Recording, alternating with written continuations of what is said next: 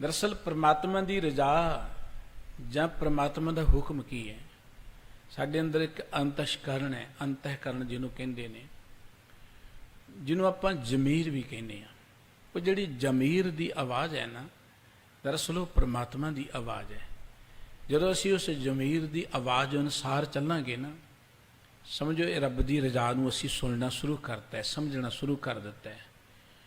वो जिहड़ी आवाज़ है साडे अंदर जमीर की आवाज़, वो हर मनुख के अंदर प्रबल नहीं होंदी, बहुतियां च मध्यम है, कईयां नूं ते सुणदी नहीं है।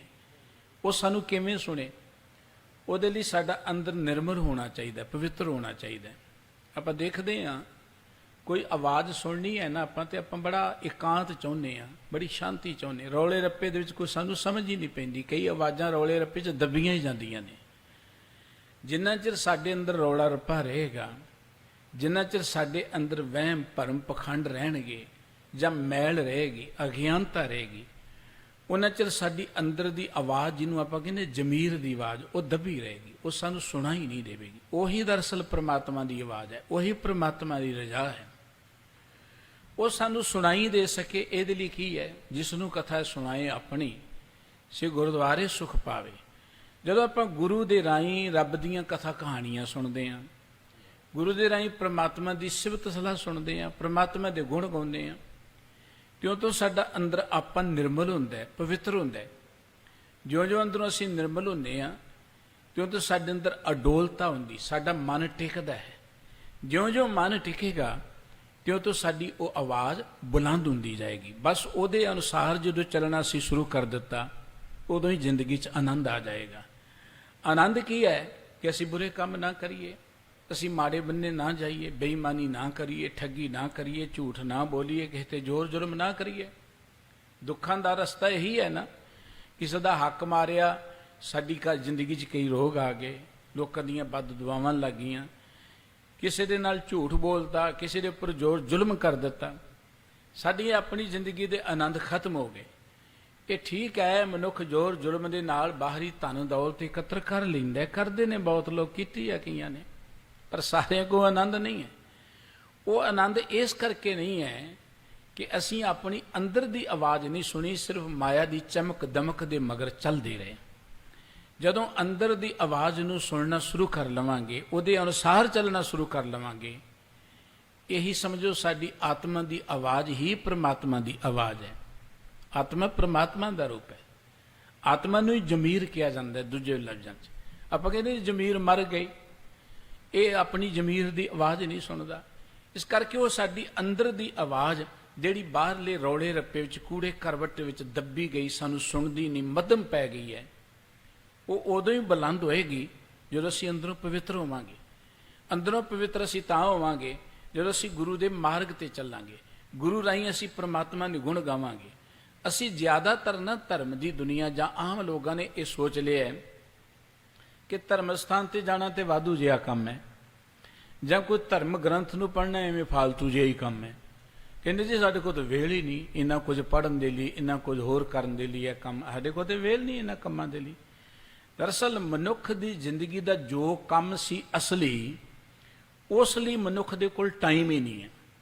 उधर मनुख लगन दे विच पवता, उत सुख तत नहीं है, कोई उन्हें चाह नहीं है।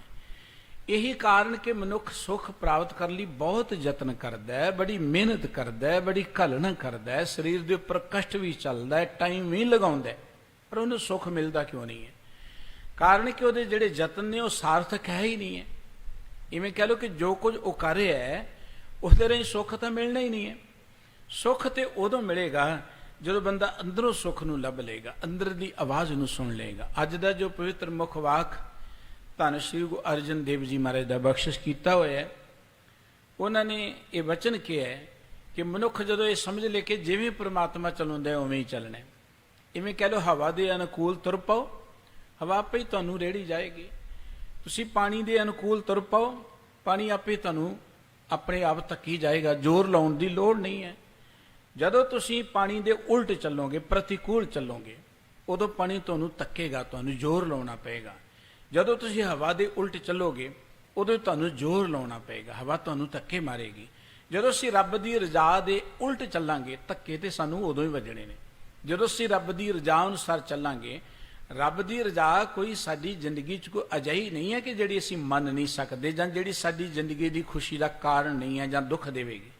ਰੱਬ ਦੀ ਰਜ਼ਾ ਦਾ ਅਰਥ ਹੈ ਕਿ ਜ਼ਿੰਦਗੀ ਜਿਉਣ ਦਾ ਜੋ ਇਨਸਾਨੀਅਤ ਦਾ ਵਧੀਆ ਤਰੀਕਾ ਹੈ, ਆਪਾਂ ਇੱਕ ਨੇਕ ਇਨਸਾਨ ਬਣ ਕੇ ਵਿਚਰੀਏ, ਆਪਾਂ ਜ਼ਿੰਦਗੀ ਅੰਦਰ ਕਿਸੇ ਨਾਲ ਬੇਈਮਾਨੀ ਨਾ ਕਰੀਏ, ਧੋਖਾ ਨਾ ਕਰੀਏ, ਝੂਠ ਨਾ ਬੋਲੀਏ, ਠੱਗੀ ਨਾ ਕਰੀਏ। ਇਹੀ ਤੇ ਰੱਬ ਦੀ ਰਜ਼ਾ ਹੈ ਕਿ ਅਸੀਂ ਇਨਸਾਨ ਬਣ ਕੇ ਰਹੀਏ, ਇਨਸਾਨ ਬਣ ਕੇ ਰਹੀਏ। ਉਹ ਇਨਸਾਨੀਅਤ ਦੀ ਸਮਝ ਸਾਨੂੰ ਗੁਰੂ ਕੀ ਬਾਣੀ ਚੋਂ ਪੈਣੀ ਹੈ। ਉਹ ਸਾਡੇ ਅੰਦਰ ਰੱਬੀ ਆਵਾਜ਼ ਬੁਲੰਦ ਤਾਂ ਹੋਣੀ ਜੇ ਅੰਦਰੋਂ ਅਸੀਂ ਪਵਿੱਤਰ ਹੋਵਾਂਗੇ। ਪਵਿੱਤਰ ਤਾਂ ਹੋਵਾਂਗੇ ਜੇ ਅਸੀਂ ਆਪਣੇ ਪ੍ਰਮਾਤਮਾ ਦੇ ਗੁਣ ਗਾ ਗਾ ਕੇ ਅੰਦਰੋਂ ਮੈਲ ਨੂੰ ਧੋ ਲਵਾਂਗੇ। ਜਦੋਂ ਕੋਈ ਆਪਣੇ ਅੰਦਰੋਂ ਮੈਲ ਨੂੰ ਧੋ ਕੇ ਪਵਿੱਤਰ ਹੁੰਦਾ ਹੈ, ਉਹ ਆਪਣੇ ਅੰਦਰ ਦੀ ਆਵਾਜ਼ ਨੂੰ, ਰੱਬ ਦੀ ਆਵਾਜ਼ ਨੂੰ, ਜ਼ਮੀਰ ਦੀ ਆਵਾਜ਼ ਨੂੰ ਸੁਣ ਕੇ ਉਹਦੇ ਅਨੁਕੂਲ ਚੱਲਦਾ ਹੈ। ਉਹਨੂੰ ਜ਼ਿੰਦਗੀ 'ਚ ਆਨੰਦ ਹੀ ਆਨੰਦ ਬਣ ਜਾਂਦਾ ਹੈ। ਪਰ ਉਹ ਆਵਾਜ਼ ਸੁਣਨ ਦੀ ਜੁਗਤ ਸਤਿਗੁਰੂ ਸ੍ਰੀ ਗੁਰੂ ਅਰਜਨ ਦੇਵ ਜੀ ਨੇ ਅੱਜ ਦੇ ਇਸ ਮੁਖਵਾਕ ਰਾਹੀਂ ਦਰਸਾਈ ਹੈ। ਆਓ ਆਪਾਂ ਮਿਲ ਕੇ ਗੁਰੂ ਕੇ ਇਹਨਾਂ ਪਾਵਨ ਪਵਿੱਤਰ ਅਮੋਲ ਬਚਨਾਂ ਦੇ ਨਾਲ ਜੁੜੀਏ। ਸਤਿਗੁਰੂ ਜੀ ਜੋ ਬਖਸ਼ਿਸ਼ ਕਰ ਰਹੇ ਨੇ, ਉਸ ਨੂੰ ਸਰਵਣ ਕਰਨ ਦੇ ਲਈ ਇਕਾਗਰ ਚਿੱਤ ਹੁੰਦੇ ਹਾਂ, ਮੁਖ ਤੋਂ ਸਾਰੇ ਹੀ ਉਚਾਰਨ ਕਰੀਏ ਜੀ। ਸਤਨਾਮ ਸ੍ਰੀ ਵਾਹਿਗੁਰੂ ਸਾਹਿਬ ਜੀ। ਸਾਰੰਗ ਮਹਿਲਾ ਪੰਜਵਾਂ। ਮਨ ਤੇ ਭੈ ਭਉ ਦੂਰ ਪਰਾਇਓ। ਧੰਨ ਸ਼੍ਰੀ ਗੁਰੂ ਅਰਜਨ ਦੇਵ ਜੀ ਮਹਾਰਾਜ ਦੇ ਇਹ ਬਚਨ ਗੁਰੂ ਗ੍ਰੰਥ ਸਾਹਿਬ ਜੀ ਦੇ ਪਵਿੱਤਰ ਅੰਕ 1214 ਤੇ ਅੰਕਿਤ ਹਨ। ਗੁਰੂਦੇਵ ਕਹਿੰਦੇ ਮਨ ਤੇ ਭੈ ਭਉ ਦੂਰ ਪਰਾਇਓ। ਸਾਰੰਗ ਰਾਗ ਦਾ ਇਹ ਸ਼ਬਦ ਹੈ। ਸਾਹਿਬ ਕਹਿੰਦੇ ਮੈਂ ਆਪਣੇ ਮਨ ਵਿੱਚੋਂ ਭੈ ਭਉ ਦੂਰ ਪਰਾਇਓ। ਇਹ ਜਿਹੜਾ ਮੇਰੀ ਜ਼ਿੰਦਗੀ ਦੇ ਅੰਦਰ ਅਨੇਕ ਤਰ੍ਹਾਂ ਦੇ ਡਰਾਂ ਦਾ ਡਰ ਹੈ। ਮੌਤ ਦਾ ਡਰ, ਮੌਤ ਦਾ ਸਹਿਮ, ਰੋਜੀ ਦਾ ਸਹਿਮ, ਹੋਰ ਕਈ ਤਰ੍ਹਾਂ ਦੇ ਸਹਿਮ ਮੇਰੇ ਅੰਦਰ ਨੇ। ਉਹ ਜਿਹੜਾ ਅਨੇਕ ਤਰ੍ਹਾਂ ਦੇ ਡਰਾਂ ਦਾ ਡਰ ਮੇਰੇ ਅੰਦਰ ਬੈਠਾ ਹੋਇਆ, ਸਹਿਮ ਬੈਠਾ ਹੋਇਆ ਨਾ, ਉਹ ਮੈਂ ਅੰਦਰੋਂ ਦੂਰ ਕਰ ਲਿਆ। ਜਦੋਂ ਅਸੀਂ ਡਰ ਦੇ ਵਿੱਚ ਵਿਚਰਦੇ ਹਾਂ, ਉਦੋਂ ਅੰਦਰੋਂ ਕਮਜ਼ੋਰ ਹੁੰਦੇ ਚਲੇ ਜਾਂਦੇ ਹਾਂ। ਦੇਖੋ ਬਾਹਰੋਂ ਬੰਦਾ ਡਰਿਆ ਹੋਏ ਨਾ, ਉਹਦੇ ਚਿਹਰੇ ਦਾ ਰੰਗ ਹੀ ਉੱਡ ਜਾਂਦਾ ਹੈ। ਕੋਈ ਉਹਦੀ ਜ਼ਿੰਦਗੀ ਕੋਈ ਡਰਾਉਣੀ ਗੱਲ ਹੋਏ, ਡਰਾਉਣੀ ਖਬਰ ਆ ਜਾਏ, ਘਟਨਾ ਵਾਪਰ ਜਾਏ, ਬੰਦਾ ਕਿੰਨਾ ਨਿਢਾਲ ਜਿਹਾ ਹੋ ਜਾਂਦਾ ਹੈ, ਕਮਜ਼ੋਰ ਜਿਹਾ ਹੋ ਜਾਂਦਾ ਹੈ। ਤੇ ਜਿਹੜਾ ਬੰਦਾ ਹਰ ਵੇਲੇ ਅੰਦਰੋਂ ਡਰਿਆ ਰਹੇ ਤੇ ਉਹਨੇ ਕੀ ਜਿਉਣਾ? ਇਸ ਕਰਕੇ ਹਰ ਮਨੁੱਖ ਦੇ ਅੰਦਰ ਡਰ ਹੈ। ਗੁਰਬਾਣੀ ਇਹ ਗੱਲ ਕਹਿੰਦੀ, ਸਗਲਿਆਂ ਭਉ ਲਿਖਿਆ ਸਿਰ ਲੇਖ। ਹਰ ਮਨੁੱਖ ਦੇ ਅੰਦਰ ਭਉ ਦਾ, ਡਰ ਦਾ ਲੇਖ ਲਿਖਿਆ ਹੋਇਆ ਹੈ। ਨਾਨਕ ਨਿਰਭਉ ਨਿਰੰਕਾਰ ਸੱਚ ਏਕ। ਕੇਵਲ ਨਿਰੰਕਾਰ ਹੀ ਨਿਰਭਉ ਹੈ। ਹਰ ਬੰਦਾ ਡਰਿਆ ਹੋਇਆ, ਭੈ ਵਿੱਚ ਸਭ ਆਕਾਰ ਹੈ, ਨਿਰਭਉ ਹਰ ਜੀਉ ਸੋਏ।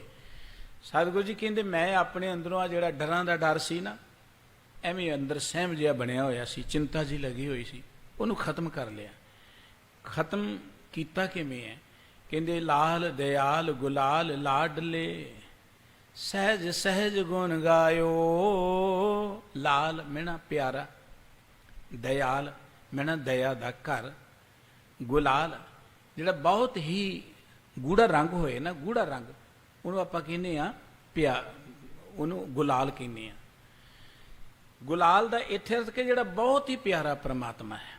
ਲਾਲ ਮਹਿਣਾ ਪਿਆਰਾ, ਗੁਲਾਲ ਮਹਿਣਾ ਬਹੁਤ ਪਿਆਰਾ ਪ੍ਰਮਾਤਮਾ, ਜਿਹੜਾ ਪਿਆਰ ਦੇ ਵਿੱਚ ਭਿੱਜਿਆ ਹੋਇਆ ਹੈ। ਲਾਡਲਾ, ਉਹ ਸਾਡਾ ਲਾਡਲਾ ਪ੍ਰਮਾਤਮਾ, ਪਿਆਰਾ ਪ੍ਰਮਾਤਮਾ, ਉਹ ਦਇਆ ਦਾ ਘਰ ਪ੍ਰਮਾਤਮਾ, ਉਹ ਜਿਹੜਾ ਅਤ ਪਿਆਰਾ ਸੁੰਦਰ ਪ੍ਰਮਾਤਮਾ। ਸਹਿਜ ਸਹਿਜ ਗੁਣ ਗਾਇਓ, ਵੀ ਮੈਂ ਸਹਿਜ ਸਹਿਜ ਸੁਤੇ ਸਿੱਧ ਸੁਭਾਵਕ ਹੀ ਆਤਮਕ ਅਡੋਲਤਾ 'ਚ ਜੁੜ ਕੇ ਉਹਦੇ ਗੁਣ ਗਾਏ, ਉਹਦੀ ਸਿਫਤ ਸਲਾਹ ਕੀਤੀ। ਗੁਰਬਾਣੀ ਕਹਿੰਦੀ ਜ਼ਿੰਦਗੀ ਦੇ ਅੰਦਰ ਅੰਦਰੋਂ ਪਵਿੱਤਰ ਹੋਣ ਦਾ ਤਰੀਕਾ ਹੈ ਪ੍ਰਮਾਤਮਾ ਦੇ ਗੁਣ ਗਾਓ। ਆ ਜਿਹੜਾ ਆਪਾਂ ਕਹਿੰਦੇ ਰੋਜ਼ ਪ੍ਰਮਾਤਮਾ ਨੂੰ ਚੇਤੇ ਕਰਿਆ ਕਰੋ, ਰੋਜ਼ ਵਾਹਿਗੁਰੂ ਜੀ ਦੀ ਸਿਫਤ ਸਲਾਹ ਕਰਿਆ ਕਰੋ, ਨਾਮ ਜਪਿਆ ਕਰੋ, ਜਾਂ ਬਾਣੀ ਪੜਿਆ ਕਰੋ, ਜਾਂ ਸਤਸੰਗਤ ਕਰਿਆ ਕਰੋ। ਇਹਦਾ ਅਰਥ ਹੈ ਕਿ ਅਸੀਂ ਆਪਣੇ ਅੰਦਰ ਨੂੰ ਪਵਿੱਤਰ ਕਰਨ ਦਾ ਯਤਨ ਕਰੀਏ। ਜੋ ਕੁਝ ਅਸੀਂ ਕਰਾਂਗੇ, ਸੋਚਾਂਗੇ, ਬੋਲਾਂਗੇ, ਦੇਖਾਂਗੇ, ਸੁਣਾਂਗੇ, ਉਹ ਸਾਡੇ ਅੰਦਰ ਪ੍ਰਭਾਵ ਪਾਉਂਦਾ ਹੈ। ਜੇ ਅਸੀਂ ਕਿਤੇ ਰੱਬ ਦੀ ਗੱਲ ਸੁਣਾਂਗੇ, ਉਹ ਵੀ ਸਾਡੇ ਅੰਦਰ ਪ੍ਰਭਾਵ ਪਾਏਗੀ। ਰੱਬ ਦੀ ਗੱਲ ਹਰ ਮਨੁੱਖ ਦੇ ਅੰਦਰ ਅਸਰ ਪਾਉਂਦੀ ਜੇਕਰ ਮਨੁੱਖ ਸੁਰਤ ਲਾ ਕੇ ਸੁਣੇ। ਇਸ ਕਰਕੇ ਸਤਿਗੁਰੂ ਜੀ ਕਹਿੰਦੇ ਉਹ ਜੋ ਪਰਮਾਤਮਾ ਹੈ ਨਾ, ਸਹਿਜ ਸਹਿਜ ਗੁਣ ਗਾਇਓ। ਸਹਿਜ ਦਾ ਅਰਥ ਹੁੰਦਾ ਆਤਮਿਕ ਗਿਆਨ, ਆਤਮਿਕ ਅਡੋਲਤਾ। ਸਹਿਜ ਦਾ ਅਰਥ ਹੁੰਦਾ ਸੁਤੇ ਸਿੱਧ ਸੁਭਾਵਕ। ਇੱਕ ਹੁੰਦਾ ਅਸੀਂ ਉਚੇਚ ਕਰਦੇ ਰੱਬ ਦੇ ਗੁਣ ਗਾਉਣ ਦੇ ਲਈ, ਮਨ ਨੂੰ ਮਨਾਉਣਾ ਪੈਂਦਾ ਹੈ, ਉਦਮ ਕਰਨਾ ਪੈਂਦਾ ਹੈ। ਕਈ ਵਾਰੀ ਆਲਸ ਵਿਆਪਦਾ ਹੈ, ਸਾਡਾ ਜੀ ਨਹੀਂ ਕਰਦਾ ਗੁਰਦੁਆਰੇ ਜਾਈਏ, ਅਸੀਂ ਫਿਰ ਮਨ ਨੂੰ ਲੈ ਆਉਂਦੇ ਹਾਂ ਮਜਬੂਰ ਕਰਕੇ। ਮਨ ਤਾਂ ਬਹੁਤ ਕੁਝ ਸੋਚਦਾ ਹੈ, ਆਪ ਹੁਦਰਾਪਣ ਕਰਨਾ ਚਾਹੁੰਦਾ ਹੈ, ਪਰ ਮਨ ਨੂੰ ਕਾਬੂ ਤੇ ਕਰਨਾ ਪਏਗਾ ਨਾ। ਕਈ ਵਾਰੀ ਮਨ ਨੂੰ ਅਸੀਂ ਧੱਕੇ ਦੇ ਨਾਲ ਲਿਆਉਂਦੇ ਹਾਂ, ਮਨ ਬੱਧਾ ਰੁੱਧਾ ਹੁੰਦਾ ਹੈ, ਰੱਬ ਵਾਲੇ ਬੰਨੇ ਐਵੇਂ ਅਸੀਂ ਉਹਨੂੰ ਜ਼ਬਰਦਸਤੀ ਲਗਾਉਂਦੇ ਹਾਂ। ਮਨ ਨਹੀਂ ਮੰਨਦਾ, ਪਰ ਅਸੀਂ ਲਗਾਉਂਦੇ ਕੁਝ ਲੋਕ ਲਾਗ ਨੂੰ, ਕੁਝ ਜਿਵੇਂ ਕਿਵੇਂ ਅਸੀਂ ਲਗਾ ਲੈਂਦੇ ਹਾਂ। ਪਰ ਜਦੋਂ ਸਹਿਜ ਸੁਭਾਅ ਦਾ ਅਰਥ ਹੁੰਦਾ ਕਿ ਮਨ ਦਾ ਹੀ ਸੁਭਾਅ ਬਣ ਜਾਏ, ਮਨ ਹੀ ਰੱਬ ਦੇ ਗੁਣ ਗਾਈ ਜਾਏ, ਮਨ ਨੂੰ ਕਹਿਣਾ ਹੀ ਨਾ ਪਏ, ਮਨ ਦੇ ਉੱਪਰ ਕੋਈ ਜ਼ੋਰ ਨਾ ਪਾਉਣਾ ਪਏ, ਮਨ ਆਪਣੇ ਆਪ ਹੀ ਰੱਬ ਦੇ ਗੁਣ ਜਿਹੜਾ ਹੈ ਉਹ ਗਾਉਣੇ ਸ਼ੁਰੂ ਕਰ ਦੇਵੇ। ਤੇ ਸਤਿਗੁਰੂ ਸਾਹਿਬ ਜੀ ਕਹਿੰਦੇ ਮੈਂ ਜ਼ਿੰਦਗੀ ਦੇ ਅੰਦਰ ਪਤਾ ਕਦੋਂ ਡਰ ਦਾ ਡਰ ਖਤਮ ਕੀਤਾ, ਜਦੋਂ ਉਹ ਪ੍ਰਮਾਤਮਾ ਜਿਹੜਾ ਦਿਆਲ ਹੈ, ਕਿਰਪਾਲੂ ਹੈ, ਬੜਾ ਪਿਆਰਾ ਹੈ, ਬੜਾ ਲਾਡਲਾ ਹੈ, ਮੈਂ ਐਨ ਸੁਭਾਵਕ ਹੀ ਟਿਕ ਕੇ ਉਹਦੇ ਗੁਣ ਗਾਏ। ਸੁਭਾਵਕ ਸੁਤੇ ਸਿੱਧ ਪਰਮਾਤਮਾ ਦੇ ਪਿਆਰ 'ਚ ਜੁੜਨ ਦੇ ਲਈ ਜਾਂ ਨਾਮ ਜਪਣ ਦੇ ਲਈ, ਸੁਰਤ ਜੋੜਨ ਦੇ ਲਈ ਜ਼ੋਰ ਲਗਾਇਆ ਨਹੀਂ ਜੁੜਨੀ। ਜੇ ਤੁਸੀਂ ਕਹੋ ਲਓ ਜੀ ਜ਼ੋਰ ਲਗਾਓ ਸਾਡਾ ਧਿਆਨ ਜੁੜ ਜਾਏ, ਜ਼ੋਰ ਲਗਾਓ ਜੀ ਸਾਡਾ ਮਨ ਨਾਮ ਵਿੱਚ ਜੁੜ ਜਾਏ, ਜ਼ੋਰ ਲਗਾਇਆ ਨਹੀਂ ਜੁੜਨਾ। ਇਹ ਜ਼ੋਰ ਦਾ ਕੰਮ ਹੀ ਨਹੀਂ ਹੈ। ਨੀਂਦ ਨਹੀਂ ਆਉਂਦੀ, ਤੁਸੀਂ ਕਹੋ ਜੀ ਸਾਰੇ ਜਾਣੇ ਜ਼ੋਰ ਲਗਾਓ ਨੀਂਦ ਆ ਜਾਏਗੀ ਕਿਤੇ ਨੀਂਦ। ਸਾਨੂੰ ਭੁੱਖ ਨਹੀਂ ਲੱਗਦੀ, ਅਸੀਂ ਕਹੇ ਜੀ ਭੁੱਖ ਲੱਗ ਜਾਏ ਜ਼ੋਰ ਲਗਾਓ ਸਾਨੂੰ ਭੁੱਖ ਲੱਗ ਜਾਏਗੀ ਭੁੱਖ। ਇੱਦਾਂ ਭੁੱਖ ਲੱਗਣਾ ਇੱਕ ਕੁਦਰਤੀ ਪ੍ਰਕਿਰਿਆ ਹੈ, ਨੀਂਦ ਆਉਣਾ ਇੱਕ ਕੁਦਰਤੀ ਪ੍ਰਕਿਰਿਆ ਹੈ। ਤੁਸੀਂ ਤੰਦਰੁਸਤ ਹੋ, ਤੁਸੀਂ ਰਿਲੈਕਸ ਹੋ, ਨੀਂਦ ਆਪਣੇ ਆਪ ਤੁਹਾਨੂੰ ਆਏਗੀ। ਜੇ ਸਰੀਰ ਤੰਦਰੁਸਤ ਨਹੀਂ ਹੈ, ਮਨ ਪਰੇਸ਼ਾਨ ਹੈ, ਫਿਰ ਨੀਂਦ ਨਹੀਂ ਆਉਣ ਲਈ ਅਸੀਂ ਬੜੇ ਤਰਲੇ ਲੈਂਦੇ ਹਾਂ, ਕਈ ਸਾਧਨ ਵਰਤਦੇ ਨੀਂਦ ਆ ਜਾਏ। ਨੀਂਦ ਨਾ ਆਉਣਾ ਵੀ ਇੱਕ ਰੋਗ ਹੈ, ਬਹੁਤੀ ਆਉਣਾ ਤੇ ਰੋਗ ਹੈ ਹੀ ਹੈ, ਨਾ ਆਉਣਾ ਵੀ ਇੱਕ ਰੋਗ ਹੀ ਹੈ, ਭੁੱਖ ਨਾ ਲੱਗਣਾ ਵੀ ਇੱਕ ਰੋਗ ਹੈ। ਜ਼ਿੰਦਗੀ ਦੇ ਅੰਦਰ ਪਰਮਾਤਮਾ ਦਾ ਪਿਆਰ ਨਾ ਪੈਦਾ ਹੋਣਾ ਵੀ ਇੱਕ ਰੋਗ ਹੈ, ਉਹ ਵੀ ਇੱਕ ਰੋਗ ਹੈ। ਇਸ ਕਰਕੇ ਸਤਿਗੁਰੂ ਸਾਹਿਬ ਜੀ ਨੇ ਸਾਰੇ ਸੰਸਾਰ ਨੂੰ ਰੋਗੀ ਕਿਹਾ। ਗੁਰੂ ਬਾਬਾ ਜੀ ਕਹਿੰਦੇ ਨੇ ਇੱਕ ਤੇ ਅਸੀਂ ਯਤਨ ਕਰਦੇ ਹਾਂ ਕਿ ਆਓ ਆਪਾਂ ਜ਼ੋਰ ਲਾ ਕੇ ਮਨ ਜੋੜੀਏ, ਇੰਨੇ ਵਜੇ ਉੱਠ ਕੇ ਜੋੜੀਏ, ਚੰਗੀ ਗੱਲ ਹੈ, ਪਰ ਜ਼ੋਰ ਲਗਾਇਆ ਮਨ ਨਹੀਂ ਜੁੜਨਾ, ਜਾਂ ਜ਼ੋਰ ਲਗਾਇਆ ਮਨ ਜਿਹੜਾ ਲੀਨ ਨਹੀਂ ਹੋਣਾ ਪਰਮਾਤਮਾ ਵਿੱਚ, ਉਹ ਤੇ ਸੁਤੇ ਸਿੱਧ ਹੋਣਾ। ਇੱਕ ਨੈਚੁਰਲੀ ਕਿਰਿਆ ਹੈ, ਕੁਦਰਤੀ ਪ੍ਰਕਿਰਿਆ ਹੈ। ਜਦੋਂ ਸਾਹਿਬ ਜੀ ਕਹਿੰਦੇ ਸਹਿਜ ਸਹਿਜ ਗੁਣ ਗਾਇਓ, ਆਤਮਕ ਅਡੋਲਤਾ 'ਚ ਟਿਕ ਕੇ ਸੁਤੇ ਸਿੱਧ ਜਦੋਂ ਮੈਂ ਪਰਮਾਤਮਾ ਦੇ ਗੁਣ ਗਾਏ, ਮੇਰੇ ਮਨ ਅੰਦਰੋਂ ਹਰ ਤਰ੍ਹਾਂ ਦੇ ਡਰ ਦਾ ਡਰ ਖਤਮ ਹੋ ਗਿਆ, ਸਹਿਮ ਮੁੱਕ ਗਿਆ, ਮੇਰੇ ਅੰਦਰੋਂ ਅਨੇਕ ਤਰ੍ਹਾਂ ਦੀਆਂ ਪਰੇਸ਼ਾਨੀਆਂ ਖਤਮ ਹੋ ਗਈਆਂ, ਮਨ ਆਨੰਦ ਵਿੱਚ ਲਿਵਲੀਨ ਹੋ ਗਿਆ। ਪਰ ਕਦੋਂ? ਜਦੋਂ ਐਨ ਸਹਿਜ ਸੁਭਾਅ ਮੈਂ ਉਸ ਪਰਮ ਪਿਤਾ ਪਰਮਾਤਮਾ ਦੇ ਗੁਣ ਗਾਉਣੇ ਸ਼ੁਰੂ ਕੀਤੇ। ਔਰ ਆਨੰਦ ਮੰਨਣ ਦਾ ਜਾਂ ਡਰ ਤੋਂ ਮੁਕਤ ਹੋਣ ਦਾ ਤਰੀਕਾ ਹੀ ਇਹ ਹੈ, ਪਰਮਾਤਮਾ ਦੇ ਗੁਣ ਗਾਈਏ ਸੁਤੇ ਸਿੱਧ, ਚਾਹ ਦੇ ਨਾਲ ਗਾਈਏ, ਬੱਧਿਆਂ ਰੋਧਿਆਂ ਨਾਲ ਗਾਈਏ। ਜਿਹੜਾ ਕੰਮ ਬੱਧਿਆਂ ਰੋਧਿਆਂ ਕੀਤਾ ਜਾਏ ਉਹ ਕਦੀ ਸਾਨੂੰ ਖੁਸ਼ੀ ਨਹੀਂ ਦਿੰਦਾ। ਗੁਰਬਾਣੀ ਦਾ ਬਚਨ ਹੈ, ਬੱਧਾ ਚੱਟੀ ਜੋ ਭਰੈ, ਨਾ ਗੁਣ ਨਾ ਉਪਕਾਰ, ਛੇਤੀ ਖੁਸ਼ੀ ਸਵਾਰੀ ਹੈ, ਨਾਨਕ ਕਾਰਜ ਸਾਰ। ਜਿਹੜਾ ਕੰਮ ਅਸੀਂ ਬੱਧਿਆਂ ਰੁੱਧਿਆਂ ਕਰਦੇ ਹਾਂ, ਮਨ ਨੂੰ ਜ਼ਬਰਦਸਤੀ ਮਨਾਉਂਦੇ ਹਾਂ ਜਾਂ ਹੋਰ ਕਿਸੇ ਤਰੀਕੇ ਨਾਲ ਕਰਦੇ ਹਾਂ, ਉਹ 'ਚੋਂ ਨਾ ਅਸੀਂ ਕਿਸੇ ਦਾ ਕੁਝ ਸਵਾਰ ਸਕਦੇ, ਨਾ ਸਾਡਾ ਸਬਰਦਾ ਹੈ। ਜਿਹੜਾ ਕੰਮ ਚਾਹ ਦੇ ਨਾਲ ਮਨ ਕਰੇ। ਹੁਣ ਮਨ ਦੇ ਅੰਦਰ ਚਾਹ ਕਿਵੇਂ ਪੈਦਾ ਹੋਏ? ਹੁਣ ਮਨ ਜਿਹੜਾ ਹੈ ਉਹ ਸਹਿਜ ਸੁਭਾਅ ਰੱਬ ਦੇ ਗੁਣ ਕਿਵੇਂ ਗਾਏ, ਜਾਂ ਇਵੇਂ ਕਹਿ ਲਓ ਉਹਦੀ ਆਦਤ ਕਿਵੇਂ ਬਣੇ, ਉਹਦਾ ਸੁਭਾਵ ਕਿਵੇਂ ਬਦਲਿਆ ਜਾਏ। ਸਤਿਗੁਰੂ ਜੀ ਨੇ ਬੜੇ ਪਿਆਰੇ ਬਚਨ ਕਹੇ ਨੇ ਅੱਗੇ, ਰਹਾਉ ਗੁਰ ਬਚਨਾਥ ਕਮਾਤ ਕਿਰਪਾ ਤੇ, ਬੌਰ ਨ ਕਤਹੂ ਤਾਇਓ ਗੁਰ ਬਚਨਾਥ। ਸਤਿਗੁਰੂ ਜੀ ਕਹਿੰਦੇ ਨੇ ਕਿ ਜੇ ਜ਼ਿੰਦਗੀ ਅੰਦਰ ਤੁਸੀਂ ਚਾਹੁੰਦੇ ਹੋ ਨਾ ਕਿ ਮਨ ਪਰਮਾਤਮਾ ਦੇ ਪਿਆਰ 'ਚ ਜੁੜ ਜਾਏ, ਹਰ ਵੇਲੇ ਪਰਮਾਤਮਾ ਦੇ ਗੁਣ ਗਾਏ, ਰਸ ਨੂੰ ਮਾਣੇ, ਤੇ ਉਹ ਮਨ ਦੇ ਸੁਭਾਅ ਨੂੰ ਬਚਨ ਦੇ ਲਈ ਗੁਰੂ ਦੇ ਬਚਨਾਂ ਨਾਲ ਜੁੜਨਾ ਪਏਗਾ। ਗੁਰਮੁਖਾਂ ਨੇ ਗੁਰੂ ਕੋਲ ਬੇਨਤੀ, ਜਗਿਆਸੂ ਨੇ ਗੁਰਮੁਖ ਕੋਲ ਬੇਨਤੀ ਕੀਤੀ ਕਿ ਸਤਿਗੁਰੂ ਜੀ ਉਹ ਆ ਤੁਸੀਂ ਕਹਿੰਦੇ ਕਿ ਹਰ ਰਸ ਜਿਹੜਾ ਇਹ ਉੱਤਮ ਹੈ, ਅੰਮ੍ਰਿਤ ਹਰਸ ਅਤ ਭਲਾ ਕਿਤ ਬਿਦ ਮਿਲੇ ਰਸ ਖਾਏ। ਤੁਸੀਂ ਕਹਿੰਦੇ ਕਿ ਨਾਮ ਅੰਮ੍ਰਿਤ ਰਸ ਬੜਾ ਭਲਾ ਹੈ, ਉੱਤਮ ਕਿਵੇਂ ਮਿਲੇਗਾ? ਤੇ ਸਤਿਗੁਰੂ ਜੀ ਅੱਗੋਂ ਕਹਿੰਦੇ ਜਾਏ ਪੁੱਛੋ ਸੁਹਾਗਣੀ, ਤੁਸੀਂ ਕਿਤ ਬਿਦ ਮਿਲਿਆ ਰਸ ਆਏ। ਜਿਹੜੇ ਜੁੜੇ ਨੇ, ਲਿਵਲੀਨ ਨੇ ਰੱਬ ਦੇ ਪਿਆਰ 'ਚ, ਉਹਨਾਂ ਨੂੰ ਪੁੱਛੋ ਕਿ ਤੁਹਾਨੂੰ ਰਸ ਕਿਵੇਂ ਆਇਆ, ਤੁਹਾਡਾ ਇਹ ਸੁਭਾਅ, ਤੁਹਾਡੀ ਜ਼ਿੰਦਗੀ ਇਦਾਂ ਦੀ ਕਿਵੇਂ ਬਣੀ ਕਿ ਤੁਸੀਂ ਰੱਬ ਦੇ ਪਿਆਰ 'ਚ ਕੰਮ ਕਰਦਿਆਂ ਵੀ ਜੁੜੇ ਰਹਿੰਦੇ ਹੋ, ਉੱਠਦਿਆਂ ਬੈਠਦਿਆਂ ਵੀ ਜੁੜੇ ਰਹਿੰਦੇ ਹੋ। ਤੇ ਸਤਿਗੁਰੂ ਜੀ ਨੇ ਇੱਕ ਬਚਨ ਕਹੇ ਕਿ ਉਹ ਵੇ ਪ੍ਰਵਾਹ ਨਾ ਬੋਲਣੀ, ਹਉ ਮਲ ਮਲ ਧੋਵਾਂ ਪਾਏ। ਜਦੋਂ ਮੈਂ ਉਹਨਾਂ ਕੋਲ ਗੁਰਮੁਖਾਂ ਦੇ ਕੋਲ ਗਿਆ ਤੇ ਉਹਨਾਂ ਇਹ ਸਮਝ ਕੇ ਕਿ ਗੁਰੂ ਦੇ ਹੁੰਦਿਆਂ ਅਸੀਂ ਕੌਣ ਹੁੰਦੇ ਇਹਨੂੰ ਦੱਸਣ ਵਾਲੇ, ਉਹਨਾਂ ਕੋਈ ਗੱਲ ਨਾ ਕੀਤੀ, ਬੇਪਰਵਾਹੀ 'ਚ ਟਿਕੇ ਰਹੇ, ਆਪਣੀ ਸੁਭਾਅ ਜੁੜੇ ਰਹੇ। ਪਰ ਜਦੋਂ ਸਤਿਗੁਰੂ ਜੀ ਨੇ ਕਿਹਾ ਕਿ ਉਹਨਾਂ ਦੀ ਸੰਗਤ ਕਰ, ਸੰਗਤ, ਉਹਨਾਂ ਦੀ ਸੰਗਤ 'ਚ ਬੈਠ, ਸੇਵਾ ਕਰ, ਜਦੋਂ ਉਹਨਾਂ ਦੀ ਸੰਗਤ ਕੀਤੀ ਤੇ ਫਿਰ ਗੁਰਮੁਖੀਆਂ ਸੁਹਾਗਣੀ ਤੇ ਨਾ ਦਇਆ ਪਈ ਮਨ ਆਏ। ਉਹਨਾਂ ਦੇ ਮਨ 'ਚ ਦਇਆ ਆ ਗਈ, ਰੱਬੀ ਪਿਆਰਿਆਂ ਦੇ ਮਨ 'ਚ ਤਰਸ ਆ ਗਿਆ। ਤੇ ਉਹਨਾਂ ਨੇ ਜਿਹੜੀ ਗੱਲ ਕਹੀ ਕਿ ਹਰ ਰਸ ਕਿਵੇਂ ਮਾਣਿਆ ਜਾ ਸਕਦਾ ਹੈ, ਜੁਗਤ ਕੀ ਹੈ, ਉਹਨਾਂ ਨੇ ਕਿਹਾ ਸਤਿਗੁਰੂ ਬਚਨ ਰਤਨ ਹੈ, ਜੋ ਮੰਨੇ ਸੋ ਹਰ ਰਸ ਖਾਏ। ਗੁਰੂ ਦੇ ਬਚਨ ਰਤਨਾਂ ਵਰਗੇ ਨੇ, ਰਤਨਾਂ ਵਰਗੇ। ਜਿਹੜਾ ਗੁਰੂ ਦੇ ਬਚਨਾਂ ਨੂੰ ਮੰਨ ਲਏਗਾ ਉਹ ਹਰ ਰਸ ਨੂੰ ਪ੍ਰਾਪਤ ਕਰ ਲਏਗਾ, ਉਹਦਾ ਮਨ ਹਰ ਰਸ ਵਿੱਚ ਲਿਵਲੀਨ ਹੋ ਜਾਏਗਾ। ਗੁਰੂ ਕੇ ਬਚਨ, ਸਤਿਗੁਰੂ ਸਾਹਿਬ ਸ੍ਰੀ ਗੁਰੂ ਅਮਰਦਾਸ ਜੀ ਨੇ ਕਿਹਾ ਸੀ, ਗੁਰ ਕਾ ਸ਼ਬਦ ਰਤਨ ਹੈ, ਹੀਰੇ ਜਿਤ ਜੜਾਓ, ਸ਼ਬਦ ਰਤਨ ਜਿਤ ਮਨ ਲਾਗਾ, ਇਹੋ ਵਾ ਸਮਾਓ। ਕਹਿੰਦੇ ਜਿਹੜਾ ਗੁਰੂ ਕਾ ਸ਼ਬਦ ਹੈ ਨਾ, ਇਹ ਰਤਨ ਹੈ, ਇਸ ਰਤਨ ਵਿੱਚ ਹੀਰੇ ਜੜੇ ਹੋਏ ਨੇ, ਹੀਰੇ, ਰੱਬੀ ਗੁਣਾਂ ਦੇ ਹੀਰੇ ਜੜੇ ਹੋਏ ਨੇ। ਜਿਹਦਾ ਗੁਰੂ ਕੇ ਸ਼ਬਦ ਨਾਲ ਪਿਆਰ ਬਣ ਗਿਆ, ਬਚਨਾਂ ਨਾਲ ਪਿਆਰ ਬਣ ਗਿਆ, ਉਹਦਾ ਰੱਬ ਨਾਲ ਵੀ ਪਿਆਰ ਬਣ ਜਾਏਗਾ। ਜਿਹਨੂੰ ਗੁਰੂ ਕਾ ਬਚਨ ਮਿੱਠਾ ਲੱਗਣ ਲੱਗ ਪਿਆ, ਉਹਨੂੰ ਰੱਬ ਦਾ ਨਾਮ ਵੀ ਮਿੱਠਾ ਲੱਗਣਾ ਸ਼ੁਰੂ ਹੋ ਜਾਏਗਾ। ਜਿਹਨੂੰ ਗੁਰੂ ਕੇ ਬਚਨਾਂ 'ਚ ਰਸ ਆਉਣਾ ਸ਼ੁਰੂ ਹੋ ਗਿਆ, ਉਹਨੂੰ ਵਾਹਿਗੁਰੂ ਜੀ ਦੇ ਨਾਮ 'ਚ ਰਸ ਆਉਣਾ ਸ਼ੁਰੂ ਹੋ ਜਾਏਗਾ। ਸਾਹਿਬ ਜੀ ਨੇ ਇੱਕ ਜੁਗ ਦੱਸੀ ਹੈ ਕਿ ਉਸ ਪ੍ਰਮਾਤਮਾ ਦੇ ਗੁਣ ਜੇ ਤੁਸੀਂ ਸਹਿ ਸੁਭਾਅ ਗਾਉਣਾ ਚਾਹੁੰਦੇ, ਭਾਵ ਤੁਹਾਡੇ ਮਨ ਦਾ ਹੀ ਸੁਭਾਅ ਬਣ ਜਾਏ ਕਿ ਹਰ ਵੇਲੇ ਮਨ ਜੁੜਿਆ ਰਹੇ, ਉਜੋਰ ਨਾ ਲਾਉਣਾ ਪਏ, ਉਚੇਚ ਨਾ ਕਰਨੀ ਪਏ। ਜਿੱਦਾਂ ਭੁੱਖ ਆਪਣੇ ਆਪ ਲੱਗਦੀ ਹੈ, ਤੰਦਰੁਸਤ ਹੋਈਏ ਨਾ ਕਿ ਭੁੱਖ ਆਪਣੇ ਆਪ ਲੱਗਦੀ ਹੈ, ਤੰਦਰੁਸਤ ਹੋਈਏ ਤੇ ਨੀਂਦ ਆਪਣੇ ਆਪ ਆਉਂਦੀ ਹੈ। ਅਸੀਂ ਅੰਦਰੋਂ ਤੰਦਰੁਸਤ ਹੋਈਏ ਤੇ ਵਾਹਿਗੁਰੂ ਜੀ ਦੇ ਨਾਮ ਦੀ ਭੁੱਖ ਆਪੇ ਹੀ ਲੱਗੇਗੀ, ਫਿਰ ਆਪੇ ਹੀ ਗੁਣ ਗਾਉਣ ਨੂੰ ਜੀ ਕਰੇਗਾ, ਫਿਰ ਆਪਣੇ ਆਪ ਖਿੱਚ ਕੇ ਸਾਡਾ ਮਨ ਸਾਨੂੰ ਗੁਰੂ ਕੋਲ ਲੈ ਆਏਗਾ, ਫਿਰ ਆਪਣੇ ਆਪ ਅਸੀਂ ਬਾਣੀ ਨਾਲ ਜੁੜ ਜਾਵਾਂਗੇ। ਔਰ ਉਹ ਭੁੱਖ ਤਾਂ ਲੱਗੇਗੀ ਜੇ ਅੰਦਰੋਂ ਤੰਦਰੁਸਤ ਹੋਵਾਂਗੇ, ਅੰਦਰੋਂ ਤੰਦਰੁਸਤ ਹੋਵਾਂਗੇ।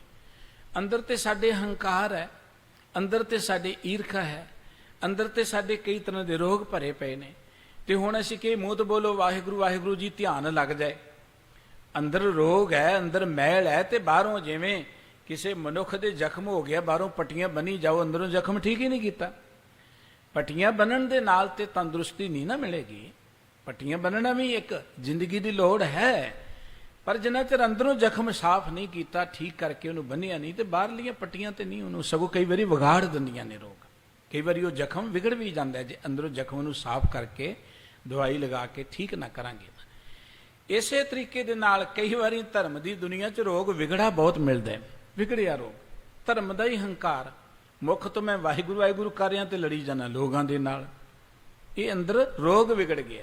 ਮੁੱਖ ਤੋਂ ਮੈਂ ਗੁਰਬਾਣੀ ਪੜ੍ਹਦਾ, ਗੁਰਬਾਣੀ ਦੀ ਗੱਲ ਕਰਦਾ, ਈਰਖਾ ਕਰੀ ਜਾਣਾ ਲੋਕਾਂ ਦੇ ਨਾਲ, ਝੂਠੀ ਬੋਲੀ ਚਲਿਆ ਜਾਣਾ, ਜਾਂ ਮੇਰੇ ਅੰਦਰ ਬੜਾ ਹੰਕਾਰ ਕਿ ਮੈਂ ਬੜਾ ਗਿਆਨਵਾਨ ਹਾਂ, ਇਹ ਸਮਝੋ ਅੰਦਰ ਰੋਗ ਵਿਗੜ ਗਿਆ। ਇਹਨੂੰ ਸੁਧਾਰਨਾ ਬੜਾ ਔਖਾ ਗੱਲ ਹੈ। ਬਾਬਾ ਫਰੀਦ ਸਾਹਿਬ ਜੀ ਨੇ ਇੱਕ ਗੱਲ ਕਹੀ ਸੀ ਬੜੀ ਪਿਆਰੀ, ਕਿ ਜਿਹੜੇ ਤੇ ਘਾਹ ਬੂਟੇ ਆਪਾਂ ਦੇਖਦੇ, ਗਰਮੀ ਦੀ ਰੁੱਤ ਹੈ, ਕਿੰਨੀ ਲੂ ਵਗ ਰਹੀ ਹੈ, ਕਰੜੀ ਗਰਮੀ ਪੈ ਰਹੀ ਹੈ, ਮਾੜੇ ਮੋਟੇ ਦਰਖਤ ਘਾਹ ਬੂਟੇ ਜਿਹੜੇ ਰੱਕੜ ਥਾਂ ਤੇ ਸੁੱਕ ਜਾਂਦੇ ਨੇ, ਪਰ ਜਦੋਂ ਮੀਂਹ ਪਏਗਾ ਨਾ ਉਹ ਫਿਰ ਹਰੇ ਹੋ ਜਾਣੇ ਨੇ।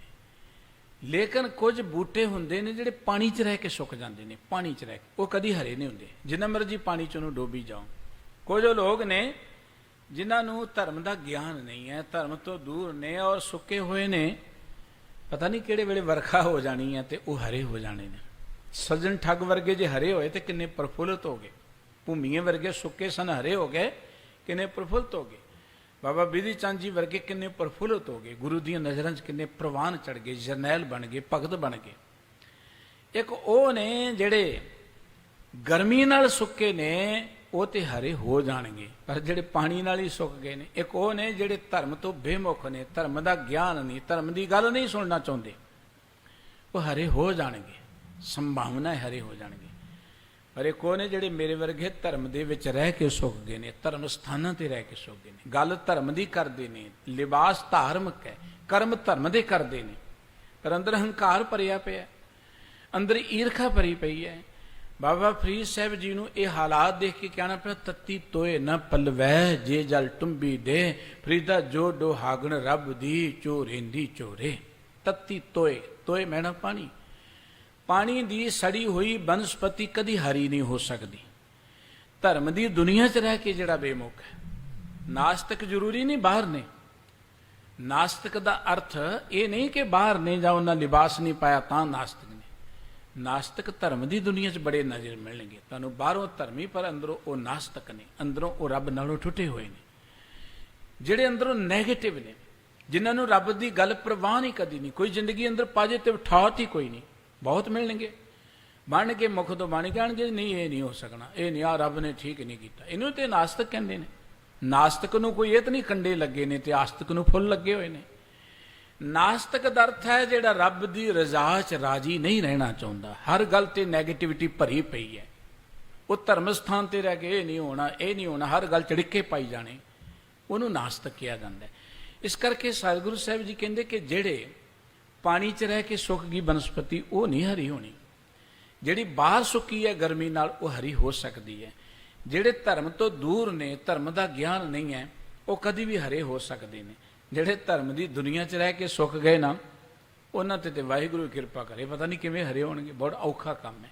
ਤੱਤੀ ਤੋਏ ਨਾ ਪਲਵੈ ਜੇ ਜਲ ਟੁੰਬੀ ਦੇ, ਫਰੀਦਾ ਜੋ ਡੋਹਾਗਣ ਰੱਬ ਦੀ ਚੋਰੇਂਦੀ ਚੋਰੇ। ਗੁਰੂ ਸਾਹਿਬ ਜੀ ਕਹਿੰਦੇ ਕਿ ਹੁਣ ਰੱਬ ਦੇ ਪਿਆਰ 'ਚ ਅਸੀਂ ਜੁੜ ਸਕੀਏ। ਸਤਿਗੁਰੂ ਜੀ ਨੇ ਕਿਹਾ ਸੀ ਕਿ ਮੇਰੇ ਅੰਦਰੋਂ ਹਰ ਤਰ੍ਹਾਂ ਦਾ ਡਰ ਖਤਮ ਹੋ ਗਿਆ, ਹਰ ਤਰ੍ਹਾਂ ਦਾ, ਮੌਤ ਦਾ ਡਰ, ਰੋਜੀ ਰੋਟੀ ਦਾ ਡਰ, ਹਰ ਤਰ੍ਹਾਂ ਦਾ ਫਿਕਰ, ਚਿੰਤਾ ਖਤਮ ਹੋ ਗਈ।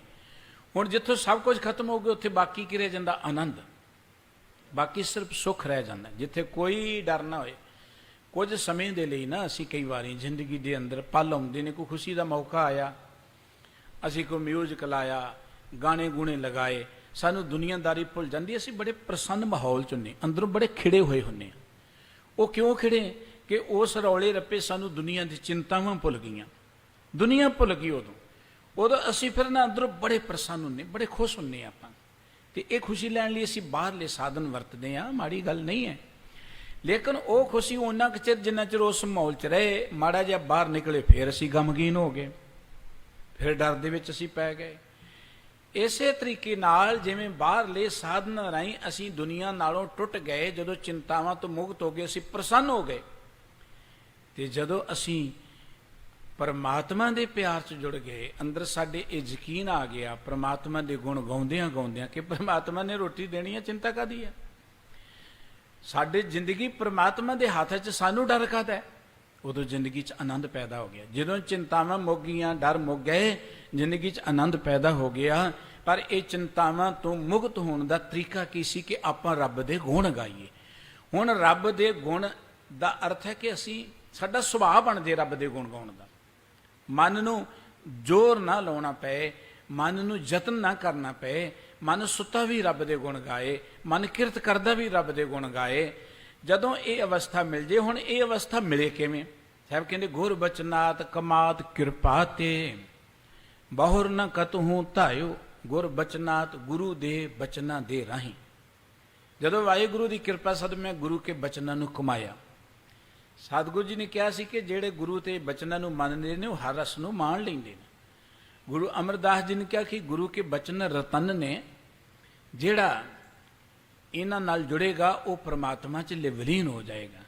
ਸਤਿਗੁਰੂ ਜੀ ਨੇ ਕਿਹਾ ਸੀ ਗੁਰਸਿੱਖ ਮੀਤ ਚਲੋ ਗੁਰ ਚਾਲੀ, ਜੋ ਗੁਰ ਕਹੈ ਸੋਈ ਪਲ ਮਾਨੋ, ਹਰ ਹਰ ਕਥਾ ਨਿਰਾਲੀ। ਜੋ ਗੁਰੂ ਕਹਿੰਦਾ ਉਹਨੂੰ ਭਲਾ ਮੰਨਣਾ ਕਰੋ। ਗੁਰੂ ਕੇ ਬਚਨ, ਗੁਰੂ ਕੇ ਬਚਨਾਂ ਨੂੰ ਜਦੋਂ ਕਮਾਇਆ, ਇੱਕ ਤੇ ਅਸੀਂ ਗੁਰੂ ਦੇ ਬਚਨ ਸੁਣਦੇ ਹਾਂ, ਅਸੀਂ ਗੁਰੂ ਦੇ ਬਚਨ ਪੜ੍ਹਦੇ ਹਾਂ।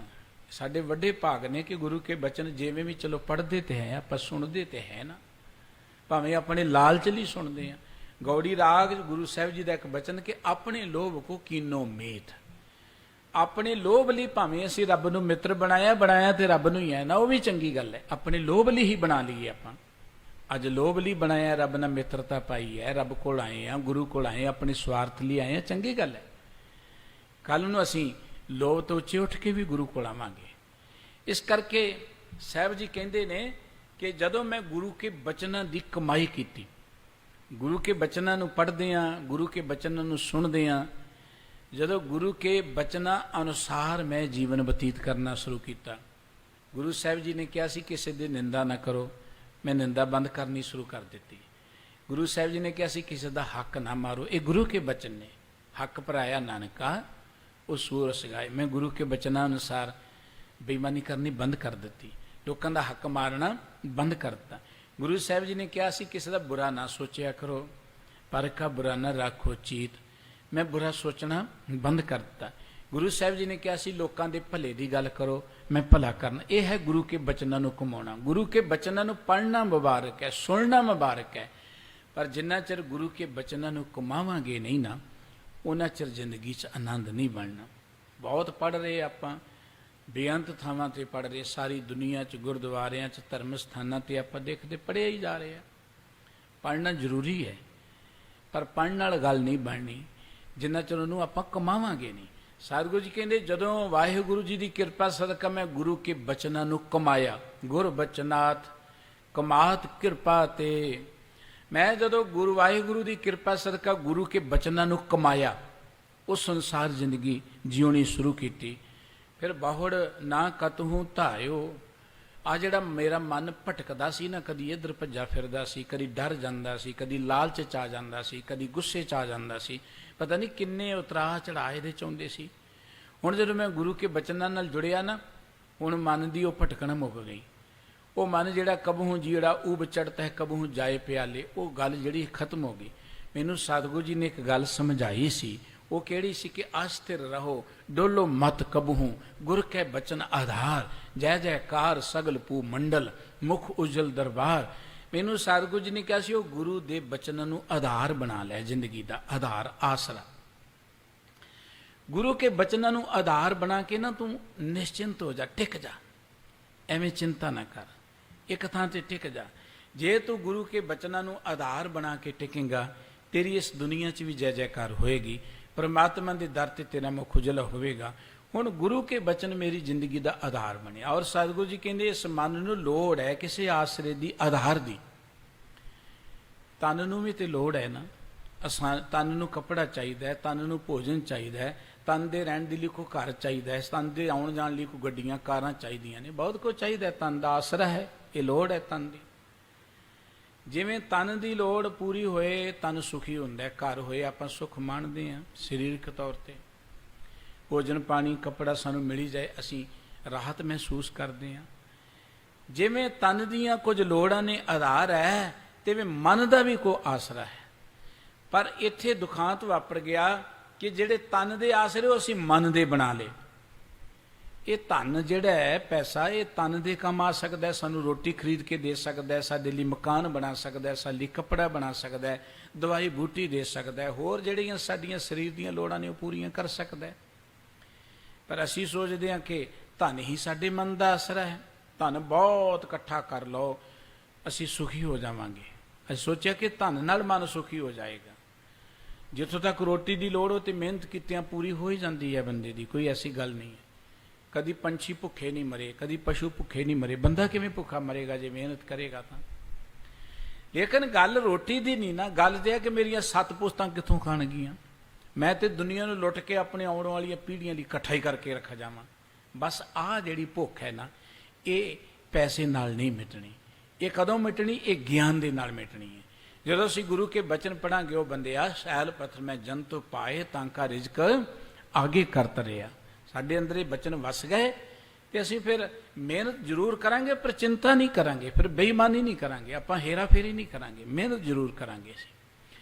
ਸਤਿਗੁਰੂ ਸਾਹਿਬ ਜੀ ਕਹਿੰਦੇ ਜਦੋਂ ਗੁਰੂ ਕੇ ਬਚਨਾਂ ਨੂੰ ਕਮਾਇਆ, ਮਨ ਜੁੜ ਗਿਆ। ਮਨ ਨੂੰ ਟਿਕਾਉਣ ਦਾ ਤਰੀਕਾ ਹੈ ਗੁਰੂ ਕੇ ਬਚਨ। ਸਤਿਗੁਰੂ ਜੀ ਨੇ ਕਿਹਾ ਸੀ ਜੋ ਮੰਦਰ ਕੋ ਥੰਮ ਮੈਂ ਥੰਮਨ ਤਿਉ ਗੁਰੂ ਕਾ ਸ਼ਬਦ ਮਨੇ ਅਸਥੰਮਨ। ਜਿਵੇਂ ਕਿਸੇ ਮਕਾਨ ਦੇ ਲਈ ਥੰਮ ਆਸਰਾ ਹੁੰਦਾ ਹੈ, ਥੰਮਾਂ ਦੇ ਸਿਰ ਤੇ ਮਕਾਨ ਖੜਾ ਹੁੰਦਾ, ਪਿਲਰ ਦੇ ਸਿਰ ਤੇ, ਇਵੇਂ ਸਾਡਾ ਮਨ ਜਿਹੜਾ ਹੈ ਨਾ, ਉਹ ਗੁਰੂ ਕੇ ਬਚਨਾਂ ਦੇ ਆਸਰੇ ਟਿਕਣਾ। ਹੁਣ ਰੇਤ ਦੇ ਪਿੱਲਰਾਂ ਦੇ ਸਿਰ ਤੇ ਥੋੜੋ ਕੋਈ ਮਕਾਨ ਖੜਾ ਹੋ ਜਾਏਗਾ। ਤੁਸੀਂ ਰੇਤ ਦੇ ਹੀ ਥੰਮ ਬਣਾਉਣ ਦਾ ਯਤਨ ਕਰੋ, ਪਹਿਲੀ ਗੱਲ ਬਣਨੀ ਨਹੀਂ।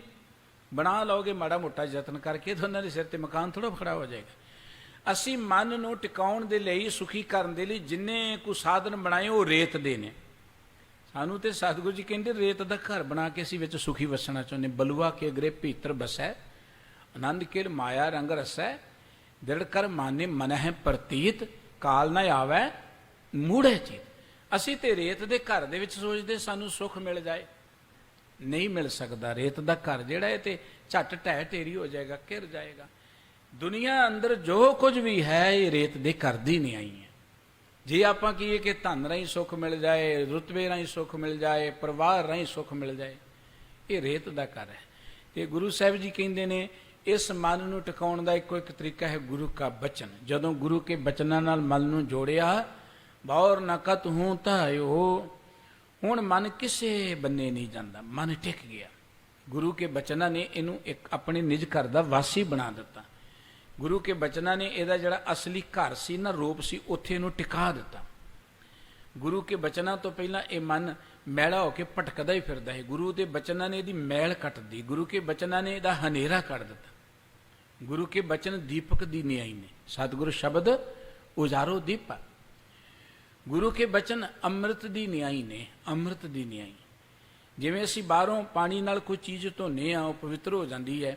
ਗੁਰੂ ਕੇ ਬਚਨ ਜਿਹੜੇ ਨੇ, ਅੰਮ੍ਰਿਤ ਬਾਣੀ ਹਰ ਹਰ ਤੇਰੀ, ਸੁਣ ਸੁਣ ਹੋਵੇ ਪਰਮਗਤ ਮੇਰੀ। ਉਹ ਗੁਰੂ ਕੀ ਅੰਮ੍ਰਿਤ ਬਾਣੀ ਸਾਡੇ ਅੰਦਰ ਨੂੰ ਪਵਿੱਤਰ ਕਰਦੀ ਹੈ, ਸਾਡੇ ਅੰਦਰ ਦੀ ਮੈਲ ਨੂੰ ਉਤਾਰਦੀ ਹੈ। ਜਦੋਂ ਗੁਰੂ ਕੇ ਬਚਨਾਂ ਨਾਲ ਅੰਦਰ ਦੀ ਮੈਲ ਮਿਟ ਗਈ, ਜਦੋਂ ਗੁਰੂ ਕੇ ਬਚਨਾਂ ਦੇ ਰਾਹੀਂ ਅੰਦਰ ਦੀਵਾ ਜਗ ਗਿਆ, ਚਾਨਣ ਹੋ ਗਿਆ, ਜਦੋਂ ਗੁਰੂ ਕੇ ਬਚਨਾਂ ਦਾ ਆਧਾਰ ਮਿਲ ਗਿਆ, ਹੁਣ ਬੌਰ ਨਾ ਕਤਹੂੰ ਧਾਇਓ, ਹੁਣ ਮਨ ਤਾਂ ਕਿਤੇ ਨਹੀਂ ਭਟਕਦਾ, ਟਿਕ ਗਿਆ। ਹੁਣ ਗੁਰੂ ਨੇ ਬੜੀ ਕਿਰਪਾ ਕਰ ਦਿੱਤੀ, ਨਾਨਕ ਬੱਧਾ ਘਰ ਤਹਾਂ ਜਿੱਥੇ ਮਿਰਤ ਨ ਜਨਮ ਜਰਾ। ਮੇਰੇ ਮਨ ਨੂੰ ਉਸ ਘਰ 'ਚ ਵਸਾ ਦਿੱਤਾ, ਮੇਰੇ ਮਨ ਦਾ ਉਹ ਘਰ ਗੁਰੂ ਨੇ ਬਣਾ ਦਿੱਤਾ ਜਿੱਥੇ ਮੌਤ ਦਾ ਡਰ ਹੀ ਕੋਈ ਨਹੀਂ, ਜਿੱਥੇ ਬੁਢਾਪੇ ਦਾ ਕੋਈ ਡਰ ਨਹੀਂ, ਕੋਈ ਚਿੰਤਾ ਨਹੀਂ। ਬੁਢੇਪਾ ਆ ਜਾਏ, ਬੁਢੇਪਾ ਬਹੁਤ ਵਧੀਆ ਦਾਤ ਹੈ। ਬਚਪਨ ਬਹੁਤ ਉੱਤਮ ਹੈ, ਜਵਾਨੀ ਉਸ ਤੋਂ ਜ਼ਿਆਦਾ ਉੱਤਮ ਹੈ, ਬਿਰਧ ਅਵਸਥਾ ਉਦੋਂ ਵੀ ਜ਼ਿਆਦਾ ਉੱਤਮ ਹੈ। ਅਸੀਂ ਕਹਿੰਦੇ ਜੀ ਬਿਰਧ ਅਵਸਥਾ ਬੜੀ ਮਾੜੀ ਹੈ, ਤੇ ਬੰਦਾ ਕਹਿੰਦੇ ਕਦੇ ਬੁਢੇਪਾ ਆਏ ਨਾ ਮੇਰੇ ਤੇ, ਕੋਈ ਇਹੋ ਜਿਹੀ ਦਵਾਈ ਮਿਲ ਜਾਏ, ਕੋਈ ਇਹੋ ਜਿਹਾ ਅੰਮ੍ਰਿਤ ਮਿਲ ਜਾਏ। ਚਲੋ ਜੇ ਦਵਾਈ ਅੰਮ੍ਰਿਤ ਨਾ ਮਿਲੇ, ਕੋਈ ਇਹੋ ਜਿਹਾ ਰੰਗ ਰੁੰਗ ਹੀ ਮਿਲ ਜੇ, ਲੋਕਾਂ ਨੂੰ ਪਤਾ ਹੀ ਨਾ ਲੱਗੇ ਮੈਂ ਬੁੱਢਾ ਹੋਵਾਂ। ਬੰਦਾ ਫਿਰ ਬਾਹਰੋਂ ਵੀ ਆਪਣੇ ਆਪ ਨੂੰ ਮੇਕਅਪ ਕਰਨੀ ਸ਼ੁਰੂ ਕਰ ਦਿੰਦਾ ਹੈ। ਪਰ ਗੁਰਬਾਣੀ ਇਹ ਗੱਲ ਕਹਿੰਦੀ, ਜੇ ਜਰਵਾਣਾ ਪਰ ਹਰੈ ਜਰ ਵੇਸ ਕਰਿੰਦੀ ਆਈ ਹੈ। ਇਸ ਬੁਢੇਪੇ ਨੂੰ ਜਿੰਨਾ ਮਰਜ਼ੀ ਤੁਸੀਂ ਪਰੇ ਕਰਨ ਦਾ ਯਤਨ ਕਰੋ, ਇਹਨੇ ਤਾਂ ਆ ਹੀ ਜਾਣਾ, ਇਹ ਰੁਕਿਆ ਨਹੀਂ ਰੁਕਣਾ। ਇਹ ਇੱਕ ਰੱਬ ਦਾ ਹੁਕਮ ਹੈ। ਅਗਲੀ ਗੱਲ, ਇਹ ਇੱਕ ਬੜੀ ਮਹਾਨ ਦਾਤ ਹੈ। ਬਿਰਧ ਅਵਸਥਾ ਇਵੇਂ ਕਹਿ ਲਓ ਜਿਵੇਂ ਫਲ ਪੱਕਿਆ ਨਹੀਂ ਹੁੰਦਾ, ਇੱਕ ਉਹ ਅਵਸਥਾ ਹੈ। ਹੁਣ ਜਿਹੜਾ ਬੰਦਾ ਕਿ ਮੇਰਾ ਫਲ ਪੱਕੇ ਹੀ ਨਾ, ਲੋਕਾਂ ਨੂੰ ਪਤਾ ਹੀ ਨਾ ਲੱਗੇ ਫਲ ਪੱਕਿਆ, ਉਹ ਕਿੰਨਾ ਕੁ ਸਿਆਣਾ ਹੋਏਗਾ। ਜਿਹੜਾ ਆਪਣੀ ਇਸ ਅਵਸਥਾ ਨੂੰ ਲੁਕਾਉਣਾ ਚਾਹੁੰਦਾ ਹੈ, ਲੋਕਾਂ 'ਚ ਦੱਸਣਾ ਨਹੀਂ ਚਾਹੁੰਦਾ ਕਿ ਮੈਂ ਬਿਰਧ ਹੋ ਗਿਆ। ਬਿਰਧ ਹੋਣਾ ਕੋਈ ਮਾੜੀ ਗੱਲ ਨਹੀਂ ਹੈ, ਬਿਰਧ ਹੋਣਾ ਤੇ ਬੜੀ ਚੰਗੀ ਗੱਲ ਹੈ। ਲੇਕਿਨ ਮਨੁੱਖ ਨੂੰ ਇਸ ਬਿਰਧ ਅਵਸਥਾ ਦੇ ਅਰਥਾਂ ਦਾ ਨਾ ਪਤਾ ਹੋਣ ਕਰਕੇ ਉਹਨੇ ਸੋਚਿਆ ਕਿ ਆਪਾਂ ਬੁੱਢੇ ਨਹੀਂ ਹੋਣਾ। ਬੁੱਢੇ ਬਾਰੇ ਫਿਰ ਉਹਨੂੰ ਬਚਪਨ ਬਹੁਤਾ ਚੇਤੇ ਆਉਂਦਾ ਹੈ। ਬੁੱਢੇ ਬਾਰੇ ਫਿਰ ਨਾ ਉਹ ਸੋਚਦਾ, ਉਹ ਆਪਣੀ ਜਵਾਨੀ ਦੀਆਂ ਗੱਲਾਂ ਨੂੰ ਚੇਤੇ ਕਰਕੇ ਉਹਦਾਂ ਦੀਆਂ ਗੱਲਾਂ ਕਰਨਾ ਚਾਹੁੰਦਾ ਹੈ। ਜਵਾਨੀ ਜਵਾਨੀ ਹੈ, ਜਵਾਨੀ ਦੇ ਕੰਮ ਜਵਾਨੀ 'ਚ ਹੀ ਹੋ ਸਕਦੇ ਨੇ। ਬੁਢੇਪਾ ਬੁਢੇਪਾ ਹੈ, ਬੁਢੇਪੇ ਦੇ ਕੰਮ ਬੁਢੇਪੇ 'ਚ ਹੀ ਕਰੀਏ ਤੇ ਸ਼ੋਭਾ ਪਾਵਾਂਗੇ। ਹੁਣ ਤੁਸੀਂ ਇਹਨਾਂ ਦੋਵਾਂ ਚੀਜ਼ਾਂ ਨੂੰ ਜਦੋਂ ਕੰਪੈਰੀਜ਼ਨ ਉੱਥੇ ਲਿਜਾਓਗੇ ਤਾਂ ਉਦੋਂ ਹੀ ਤੇ ਜ਼ਿੰਦਗੀ ਅੰਦਰ ਕਲੇਸ਼ ਸ਼ੁਰੂ ਹੁੰਦਾ। ਜ਼ਿੰਦਗੀ ਅੰਦਰ ਦੁਖਾਂਤ ਕੀ ਹੈ? ਹਰ ਬੁੱਢਾ ਕਹਿੰਦਾ ਕਿ ਮੈਂ ਤਾਂ ਜਵਾਨ ਹੀ ਹਾਂ ਜੀ, ਮੈਂ ਤੇ ਉੱਥੇ ਹੀ ਹਾਂ, ਤਾਂ ਮੈਂ ਸਭ ਕੁਝ ਪਕੜ ਕੇ ਰੱਖਾਂ, ਛੱਡਾਂ ਹੀ ਕੁਝ ਨਾ। ਸਾਡਾ ਸਮਾਜ ਦਾ ਬੇੜਾ ਗਰਕਣ ਦਾ ਕਾਰਨ ਕਿ ਬੁੱਢੇ ਖਹਿੜਾ ਹੀ ਨਹੀਂ ਛੱਡਦੇ, ਗੱਦੀਆਂ ਤੋਂ ਉਤਰਦੇ ਹੀ ਨਹੀਂ। ਉਹ ਮਰ ਜਾਣਗੇ, ਮਰ ਲੱਗੇ ਕਹਿੰਦੇ ਇੱਕ ਇਲੈਕਸ਼ਨ ਹੋਰ ਲੜ ਲਈਏ ਆਪਾਂ, ਉੱਥੇ ਜਾ ਕੇ ਵੀ ਨਹੀਂ ਛੱਡਣਾ ਚਾਹੁੰਦੇ। ਹਾਲਾਂਕਿ ਉਹ ਬੜੇ ਤਜਰਬੇ ਵਾਲੇ ਨੇ। ਇੱਕ ਹੁੰਦਾ ਜੋਸ਼ ਤੇ ਇੱਕ ਹੁੰਦਾ ਹੋਸ਼। ਇਕੱਲਾ ਜੋਸ਼ ਵੀ ਬੜਾ ਘਾਤਕ ਹੈ। ਇਕੱਲਾ ਜੋਸ਼ ਬਹੁਤ ਵਧੀਆ ਚੀਜ਼ ਹੈ। ਜੇ ਇਕੱਲਾ ਜੋਸ਼ ਹੈ ਤਾਂ ਬੜਾ ਖਤਰਨਾਕ ਹੈ, ਹਨੇਰੀ ਹੈ ਜੋਸ਼, ਜਵਾਨੀ ਹਨੇਰੀ ਹੈ। ਤੇ ਜੇ ਇਕੱਲੀ ਹੋਸ਼ ਹੈ, ਜੋਸ਼ ਨਹੀਂ ਤੇ ਤਾਂ ਵੀ ਕੰਮ ਖਰਾਬ ਹੈ। ਇਕੱਲੀ ਹੋਸ਼ ਕੀ ਕਰੇਗੀ?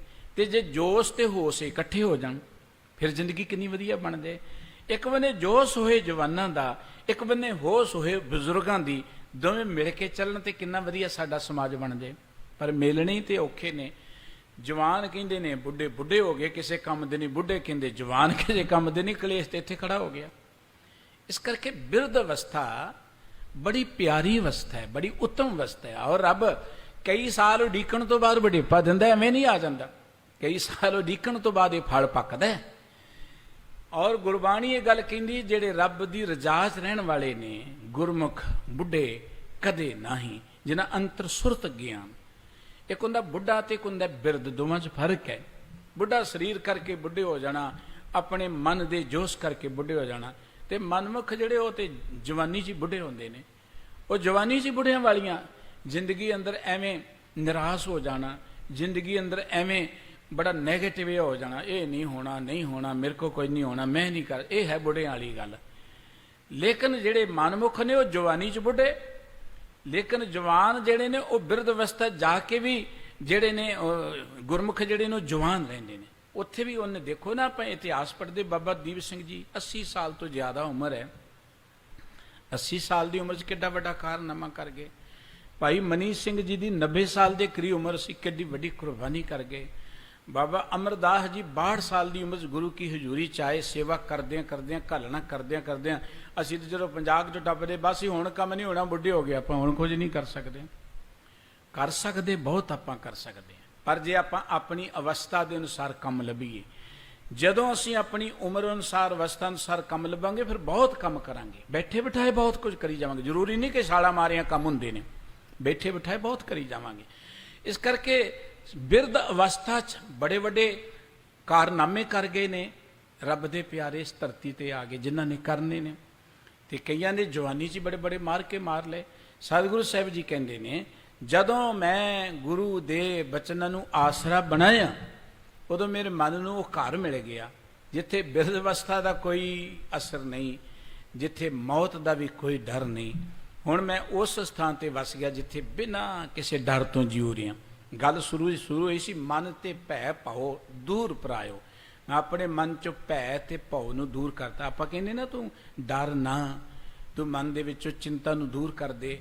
ਇਹ ਗੱਲ ਕਹਿਣੀ ਤੇ ਸੌਖੀ ਹੈ ਵੀ ਵਧੀਆ ਕਿ ਚਿੰਤਾ ਦੂਰ ਕਰ ਦਿਓ, ਡਰ ਦੂਰ ਕਰ ਦਿਓ, ਪਰ ਇਹ ਗੱਲੀ ਬਾਤੀ ਨਹੀਂ ਦੂਰ ਹੋਣੀ, ਇਹ ਗੱਲੀ ਬਾਤੀ ਨਹੀਂ ਦੂਰ ਹੋਣੀ।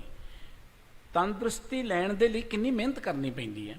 ਕੋਈ ਬੰਦਾ ਰੋਗੀ ਹੈ, ਆਪਾਂ ਕਹਿੰਦੇ ਤਗੜਾ ਹੋ, ਤਗੜਾ, ਚਲੋ ਹੌਸਲਾ ਦੇਣਾ ਤੇ ਚੰਗੀ ਗੱਲ ਹੈ, ਪਰ ਤਗੜੇ ਹੋਣ ਲਈ ਕਿੰਨਾ ਸਾਨੂੰ ਧਿਆਨ ਰੱਖਣਾ ਪਏਗਾ, ਐਕਸਰਸਾਈਜ਼ ਕਰਨੀ ਪਏਗੀ, ਖੁਰਾਕ ਖਾਣੀ ਪਏਗੀ, ਸਮਾਂ ਵੀ ਲੱਗੇਗਾ। ਜਦੋਂ ਅਸੀਂ ਕਹਿੰਦੇ ਕਿ ਮਨ 'ਚ ਚਿੰਤਾ ਨਾ ਕਰੋ, ਫਿਕਰ ਨਾ ਕਰੋ, ਇਹ ਕਹਿਣੀ ਸੌਖੀ ਗੱਲ ਹੈ, ਗੱਲ ਬੜੀ ਵਧੀਆ ਹੈ, ਪਰ ਇਹ ਚਿੰਤਾ ਨਾ ਕਰਨ ਵਾਲੀ ਅਵਸਥਾ ਤੇ ਪਹੁੰਚਣ ਲਈ ਮਿਹਨਤ ਕਰਨੀ ਪੈਣੀ ਹੈ, ਜਿੱਥੇ ਜਾ ਕੇ ਕੋਈ ਚਿੰਤਾ ਹੀ ਨਾ ਹੋਵੇ, ਕੋਈ ਫਿਕਰ ਨਾ ਹੋਵੇ, ਕੋਈ ਡਰ ਨਾ ਹੋਵੇ। ਉਹਦੇ ਲਈ ਮਿਹਨਤ ਕੀ, ਗੁਰੂ ਕੇ ਬਚਨਾਂ ਨੂੰ ਮੰਨਣਾ ਪਏਗਾ। ਗੁਰੂ ਕੇ ਬਚਨਾਂ ਨੂੰ ਮੰਨ ਕੇ ਵਾਰ-ਵਾਰ ਰੱਬ ਦੇ ਗੁਣ ਗਾਉਣੇ ਪੈਣਗੇ। ਜਿਉਂ-ਜਿਉਂ ਰੱਬ ਦੇ ਗੁਣ ਗਾਵਾਂਗੇ, ਨਿਰਭਉ ਜਪੈ ਸਗਲ ਭਉ ਮਿਟੈ, ਪ੍ਰਭ ਕਿਰਪਾ ਤੇ ਪ੍ਰਾਣੀ ਛੁਟੈ। ਜਿਨ ਨਿਰਭਉ, ਜਿਨ ਹਰ ਨਿਰਭਉ ਧਿਆਇਆ ਜੀ, ਤਿਨ ਕਾ ਭਉ ਸਭ ਗਵਾਸੀ। ਭਉ ਗਵਾਚ ਜਾਂਦਾ, ਲੱਭਦਾ ਹੀ ਨਹੀਂ। ਫਿਰ ਆਪਾਂ ਕਹਿੰਦੇ ਚੀਜ਼ ਗਵਾਚ ਗਈ, ਪਤਾ ਨਹੀਂ ਕਿੱਧਰ ਗਈ। ਫਿਰ ਭਉ ਨੂੰ ਹਟਾਉਣਾ ਨਹੀਂ ਪੈਂਦਾ, ਭਉ ਆਪੇ ਹੀ ਗਵਾਚ ਜਾਂਦਾ।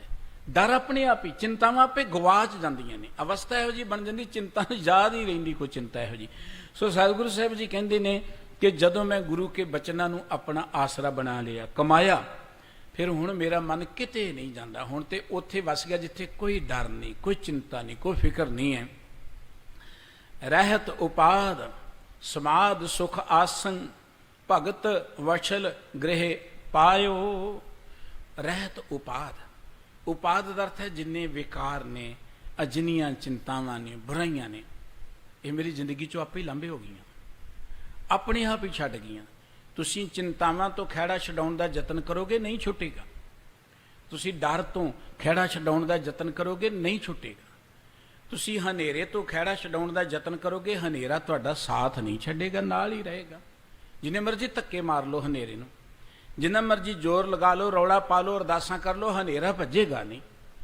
ਉਹਦਾ ਤੇ ਇੱਕ ਤਰੀਕਾ ਦੀਵਾ ਬਾਲ ਦਿਓ, ਹਨੇਰਾ ਲੱਭੇਗਾ ਹੀ ਨਹੀਂ।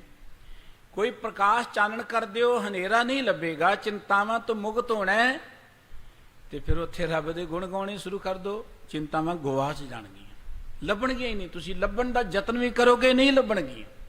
ਇਹ ਡਰ ਗਵਾਚ ਜਾਣਗੇ, ਆਪਣੇ ਆਪ ਹੀ ਗਵਾਚ ਜਾਣਗੇ। ਸਤਿਗੁਰੂ ਜੀ ਕਹਿੰਦੇ ਰਹਿਤ ਉਪਾਦ ਹੁਣ ਮੇਰੀ ਜ਼ਿੰਦਗੀ ਵਿੱਚੋਂ ਉਪਾਧੀਆਂ ਦਾ ਅਰਥ ਇਹ ਵਿਸ਼ੇ ਵਿਕਾਰ ਔਗੁਣ ਬੁਰਾਈਆਂ ਜਿੰਨੇ ਇਹ ਪਰੇਸ਼ਾਨੀਆਂ ਸਨ ਉਹ ਖਤਮ ਹੋ ਗਈਆਂ, ਰਹਿ ਗਈਆਂ, ਦੂਰ ਚਲੀਆਂ ਗਈਆਂ, ਪਤਾ ਨਹੀਂ ਕਿੱਥੇ ਰਹਿ ਗਈਆਂ। ਸਮਾਧ ਸੁਖ ਆਸਨ, ਸਮਾਧ ਦੇ ਧੱਦੇ ਨੂੰ ਸਿਆਰੀ ਹੈ ਸਮਾਧੀ। ਹੁਣ ਮੈਂ ਸਮਾਧੀ ਚ ਲੀਨ ਹੋ ਗਿਆ। ਸਮਾਧੀ ਦਾ ਅਰਥ ਅੱਖਾਂ ਮੀਟਣਾ ਨਹੀਂ ਹੈ। ਕੋ ਅੱਖਾਂ ਮੀਟ ਕੇ ਜੁੜਿਆ ਮੁਬਾਰਕ ਹੈ ਭਈ, ਸਤਿਕਾਰਯੋਗ ਹੈ, ਪਰ ਸਮਾਧੀ ਸਰੀਰ ਦੀ ਨਹੀਂ ਹੈ ਕਿ ਮੈਂ ਚੌਂਕੜੀ ਮਾਰ ਕੇ ਬੈਠਾਂਗੇ ਤਾਂ ਹੀ ਸਮਾਧੀ ਲੱਗਣੀ ਹੈ। ਚਲੋ ਇਹ ਅਭਿਆਸ ਹੈ, ਚੰਗੀ ਗੱਲ ਹੈ। ਕਈਆਂ ਦੀ ਤੇ ਕੰਮ ਕਰਦਿਆਂ ਵੀ ਸਮਾਧੀ ਲੱਗੀ ਰਹਿੰਦੀ ਹੈ। ਕੰਮ ਕਰਦਿਆਂ ਵੀ ਮਨ ਜਿਹੜਾ ਹੈ ਰੱਬ ਦੇ ਪਿਆਰ 'ਚ ਜੁੜਿਆ ਰਹਿੰਦਾ। ਹਾਥ ਪਾਉ ਕਰ ਕਾਮ ਸਭ ਚੀਤ ਨਿਰੰਜਨ ਨਾਲ, ਧਿਆਨ ਉਧਰ ਲੱਗਾ ਰਹਿੰਦਾ। ਸਮਾਧੀ ਦਾ ਅਰਥ ਜਿੱਥੇ ਜਾ ਕੇ ਦੁਨੀਆ ਦਾ ਕੋਈ ਫੁਰਨਾ ਨਾ ਹੋਏ, ਕੋਈ ਵਿਕਾਰ ਨਾ ਹੋਏ, ਕੋਈ ਸੰਕਲਪ ਨਾ ਹੋਏ, ਬਸ ਸੁਰਤ ਸਾਡੀ ਉਧਰ ਲੱਗੀ ਰਹੇ। ਹੱਥਾਂ ਦੇ ਨਾਲ ਆਪਣੀ ਕਿਰਤ ਵੀ ਕਰੀ ਜਾਈਏ ਆਪਾਂ। ਸੁਰਤ ਉਧਰ ਲੱਗੀ ਰਹੇ ਦਾ ਅਰਥ ਕੀ ਹੈ? ਸੁਰਤ ਉਧਰ ਲੱਗੀ ਰਹੇ ਦਾ ਅਰਥ ਕਿ ਹੱਥਾਂ ਨਾਲ ਮੈਂ ਕੰਮ ਕਰ ਰਿਹਾ ਹਾਂ। ਕੰਮ ਕਰਦਿਆਂ ਕਿ ਖਿਆਲ ਰਹੇ ਕਿ ਮੈਂ ਬੇਈਮਾਨੀ ਨਹੀਂ ਕਰਨੀ, ਇਹ ਹੈ ਸੁਰਤ ਲੱਗੀ ਹੋਈ। ਹੋਰ ਇਹ ਨਹੀਂ ਕਿ ਅੱਖਾਂ ਮੀਟ ਕੇ ਮੈਂ ਕੰਮ ਕਰਨਾ।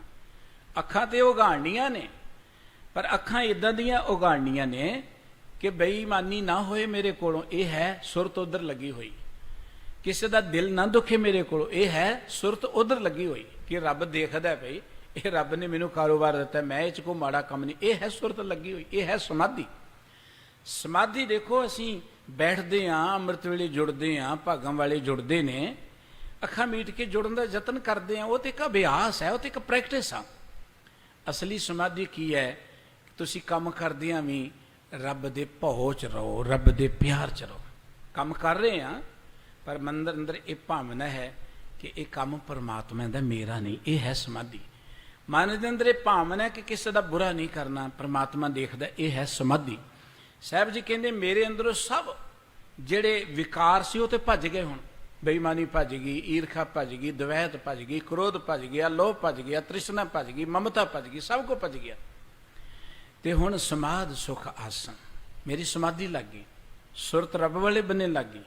ਸੁਖ ਆਸਨ, ਮੈਂ ਸੁੱਖਾਂ ਦੇ ਆਸਨ ਤੇ ਚਲ ਗਿਆ, ਜਿੱਥੇ ਸੁਖ ਹੀ ਸੁਖ ਹੈ। ਸੁਖ ਆਸਨ ਦਾ ਅਰਥ ਹੈ ਉਹ ਅਵਸਥਾ ਜਿੱਥੇ ਸੁਖ ਹੀ ਸੁਖ ਹੈ, ਜਿੱਥੇ ਦੁੱਖ ਦੀ ਗੱਲ ਹੀ ਕੋਈ ਨਹੀਂ, ਜਿੱਥੇ ਕੋਈ ਦੁੱਖ ਨਹੀਂ, ਕੋਈ ਪਰੇਸ਼ਾਨੀ ਨਹੀਂ, ਸੁਖ ਹੀ ਸੁਖ। ਮੇਰਾ ਮਨ ਉਸ ਆਸਨ ਤੇ ਬਿਰਾਜਮਾਨ ਹੋ ਗਿਆ। ਉਹ ਆਸਨ ਕਿਤੇ ਬਾਹਰ ਨਹੀਂ ਹੈ, ਉਹ ਆਸਨ ਸਾਡੇ ਅੰਦਰ ਹੈ। ਉਹ ਸੁਖ ਆਸਨ ਕਦੋਂ ਬਣੇਗਾ? ਜੋ ਸਾਡਾ ਹਿਰਦਾ ਸਵਰ ਜਾਏਗਾ। ਅਸੀਂ ਆਪਣੇ ਗੁਰਮਤਿ ਨੇ ਇਹ ਨਹੀਂ ਕਿਹਾ ਕਿ ਤੁਸੀਂ ਜੇ ਪਰੇਸ਼ਾਨ ਹੋ ਤੇ ਘਰ ਛੱਡ ਕੇ ਭੱਜ ਜਾਓ, ਜੇ ਤੁਸੀਂ ਪਰੇਸ਼ਾਨ ਤੇ ਸਮਾਜ ਛੱਡ ਕੇ ਭੱਜੋ, ਕਿਤੇ ਨਹੀਂ ਕਿਹਾ। ਬਾਬਾ ਨਾਨਕ ਜੀ ਨੇ ਤੇ ਭਗੌੜਿਆਂ ਨੂੰ ਕਿਹਾ ਸੀ ਸਮਾਜ 'ਚ ਆ ਕੇ ਵਸੋ, ਸਮਾਜ ਨੂੰ ਵਧੀਆ ਬਣਾਓ, ਇਸ ਸਮਾਜ ਨੂੰ ਵਧੀਆ ਬਣਾ ਲਓ। ਭੱਜਣ ਦੀ ਬਜਾਏ, ਭੱਜਿਆਂ ਤੁਸੀਂ ਕਿਤੇ ਸੁੱਖ ਨਹੀਂ ਮਾਣ ਸਕਦੇ ਕਿ ਇਹ ਸਮਾਜ ਮਾੜਾ ਹੈ, ਇਹ ਮੁਲਕ ਮਾੜਾ ਹੈ, ਇਹਨੂੰ ਛੱਡ ਕੇ ਫਲਾਣੇ ਮੁਲਕ ਚੱਲ ਜਾਓ। ਉਹ ਪਰੇਸ਼ਾਨੀਆਂ ਨਾਲ ਹੀ ਜਾਣਗੀਆਂ। ਬਿਲਕੁਲ ਇਦਾਂ ਤੁਸੀਂ ਪਰੇਸ਼ਾਨ ਹੋ ਤੇ ਘਰ ਛੱਡਿਆਂ ਜਾਂ ਬਾਹਰ ਭਟਕਿਆਂ ਸੁੱਖ ਨਹੀਂ ਮਿਲਣਾ। ਉਹ ਪਰੇਸ਼ਾਨੀ ਦਾ ਕਾਰਨ ਲੱਭਣਾ ਪਏਗਾ। ਉਹ ਪਰੇਸ਼ਾਨੀ ਦਾ ਕਾਰਨ ਤਾਂ ਸੀ ਸਾਡੇ ਅੰਦਰ ਬੁਰਾਈਆਂ। ਸਾਡਾ ਹਿਰਦਾ ਤਾਂ ਹਰੀ ਦਾ ਮੰਦਰ ਹੈ, ਸਾਡਾ ਹਿਰਦਾ ਤਾਂ ਇੱਕ ਵਧੀਆ ਸਥਾਨ ਹੈ, ਲੇਕਿਨ ਉੱਥੇ ਹੁਣ ਕੂੜਾ ਕਰਕਟ ਪਿਆ ਹੋਇਆ ਹੈ। ਗੁਰੂ ਸਾਹਿਬ ਜੀ ਦੇ ਕਿੰਨੇ ਪਿਆਰੇ ਬਚਨ, ਫਲਗਣ ਆਨੰਦ ਉਪਾਰਜਨਾ ਹਰ ਸੱਜਣ ਪ੍ਰਗਟੇ ਆਏ, ਸੰਤ ਸਾਹੀ ਰਾਮ ਕੇ ਕਰ ਕਿਰਪਾ ਦਿਆ ਮਿਲਾਏ, ਸੇਜ ਸੁਹਾਵੀ ਸਰਬ ਸੁਖ ਹੁਣ ਦੁੱਖਾਂ ਨਾ ਹੀ ਜਾਏ। ਸਾਡੀ ਹਿਰਦੇ ਦੀ ਸੇਜ ਸੁਹਾਵਣੀ ਹੋ ਗਈ। ਸੇਜ ਹਿਰਦਾ, ਸਾਡਾ ਮਨ ਸੋਹਣਾ ਬਣ ਗਿਆ। ਉਹ ਮਨ ਸੋਹਣਾ ਕਦੋਂ ਬਣਦਾ ਹੈ? ਜਿੱਦਾਂ ਸੇਜ ਅਸੀਂ ਕੋਈ ਬਿਸਤਰਾ ਵਸਾਉਂਦੇ ਹਾਂ, ਬੈੱਡ ਵਿਛਾਉਂਦੇ ਹਾਂ, ਉਹਦੇ ਉੱਤੇ ਖਲਾਰਾ ਪਿਆ ਹੋਏ ਤੇ ਉੱਥੇ ਕਿਤੇ ਨੀਂਦ ਆਏਗੀ, ਬੈਠਣ ਨੂੰ ਜੀ ਕਰੇਗਾ ਕਿਤੇ ਉੱਥੇ। ਆਪਾਂ ਕਹਿੰਦੇ ਉਹਨੂੰ ਝਾੜੋ, ਸਾਫ਼ ਕਰੋ, ਕਮਰਾ ਸਾਫ਼ ਕਰੋ, ਚਾਦਰ ਚੰਗੀ ਤਰ੍ਹਾਂ ਐ, ਇਹਦੇ 'ਚ ਕੋਈ ਵੱਟ ਨਹੀਂ ਹੋਣਾ ਚਾਹੀਦਾ, ਇੱਦਾਂ ਵਸਾਓ ਤੁਸੀਂ। ਉਹ ਸੋਹਣੀ ਬਣ ਗਈ ਸੇਜ। ਸਾਡੇ ਅੰਦਰ ਵੀ ਜਿਹੜੇ ਵੱਟ ਪਏ ਉਹ ਕੱਢਣੇ ਪੈਣੇ ਨੇ। ਸਾਡੇ ਅੰਦਰ ਵੀ ਜਿਹੜਾ ਕੂੜਾ ਕਰਕਟ ਨਹੀਂ ਖਿਲ ਰਿਹਾ ਹੋਇਆ ਆ ਬੁਰਾਈਆਂ ਦਾ, ਉਹ ਕੱਢਣਾ ਪੈਣਾ। ਜਦੋਂ ਅਸੀਂ ਆਪਣੇ ਅੰਦਰੋਂ ਇਹ ਬੁਰਾਈਆਂ, ਕੂੜਾ ਕਰਕਟ, ਵਿਕਾਰ ਕੱਢ ਦੇਵਾਂਗੇ, ਮਨ ਦੇ ਵੱਟ ਈਰਖਾ ਦੇ, ਦਵੈਖ ਦੇ, ਬੁਰੀਆਂ ਗੱਲਾਂ ਦੇ ਕੱਢ ਦੇਵਾਂਗੇ, ਸਾਡਾ ਹਿਰਦਾ ਹੀ ਸੁਖ ਆਸਣ ਬਣ ਜਾਏਗਾ।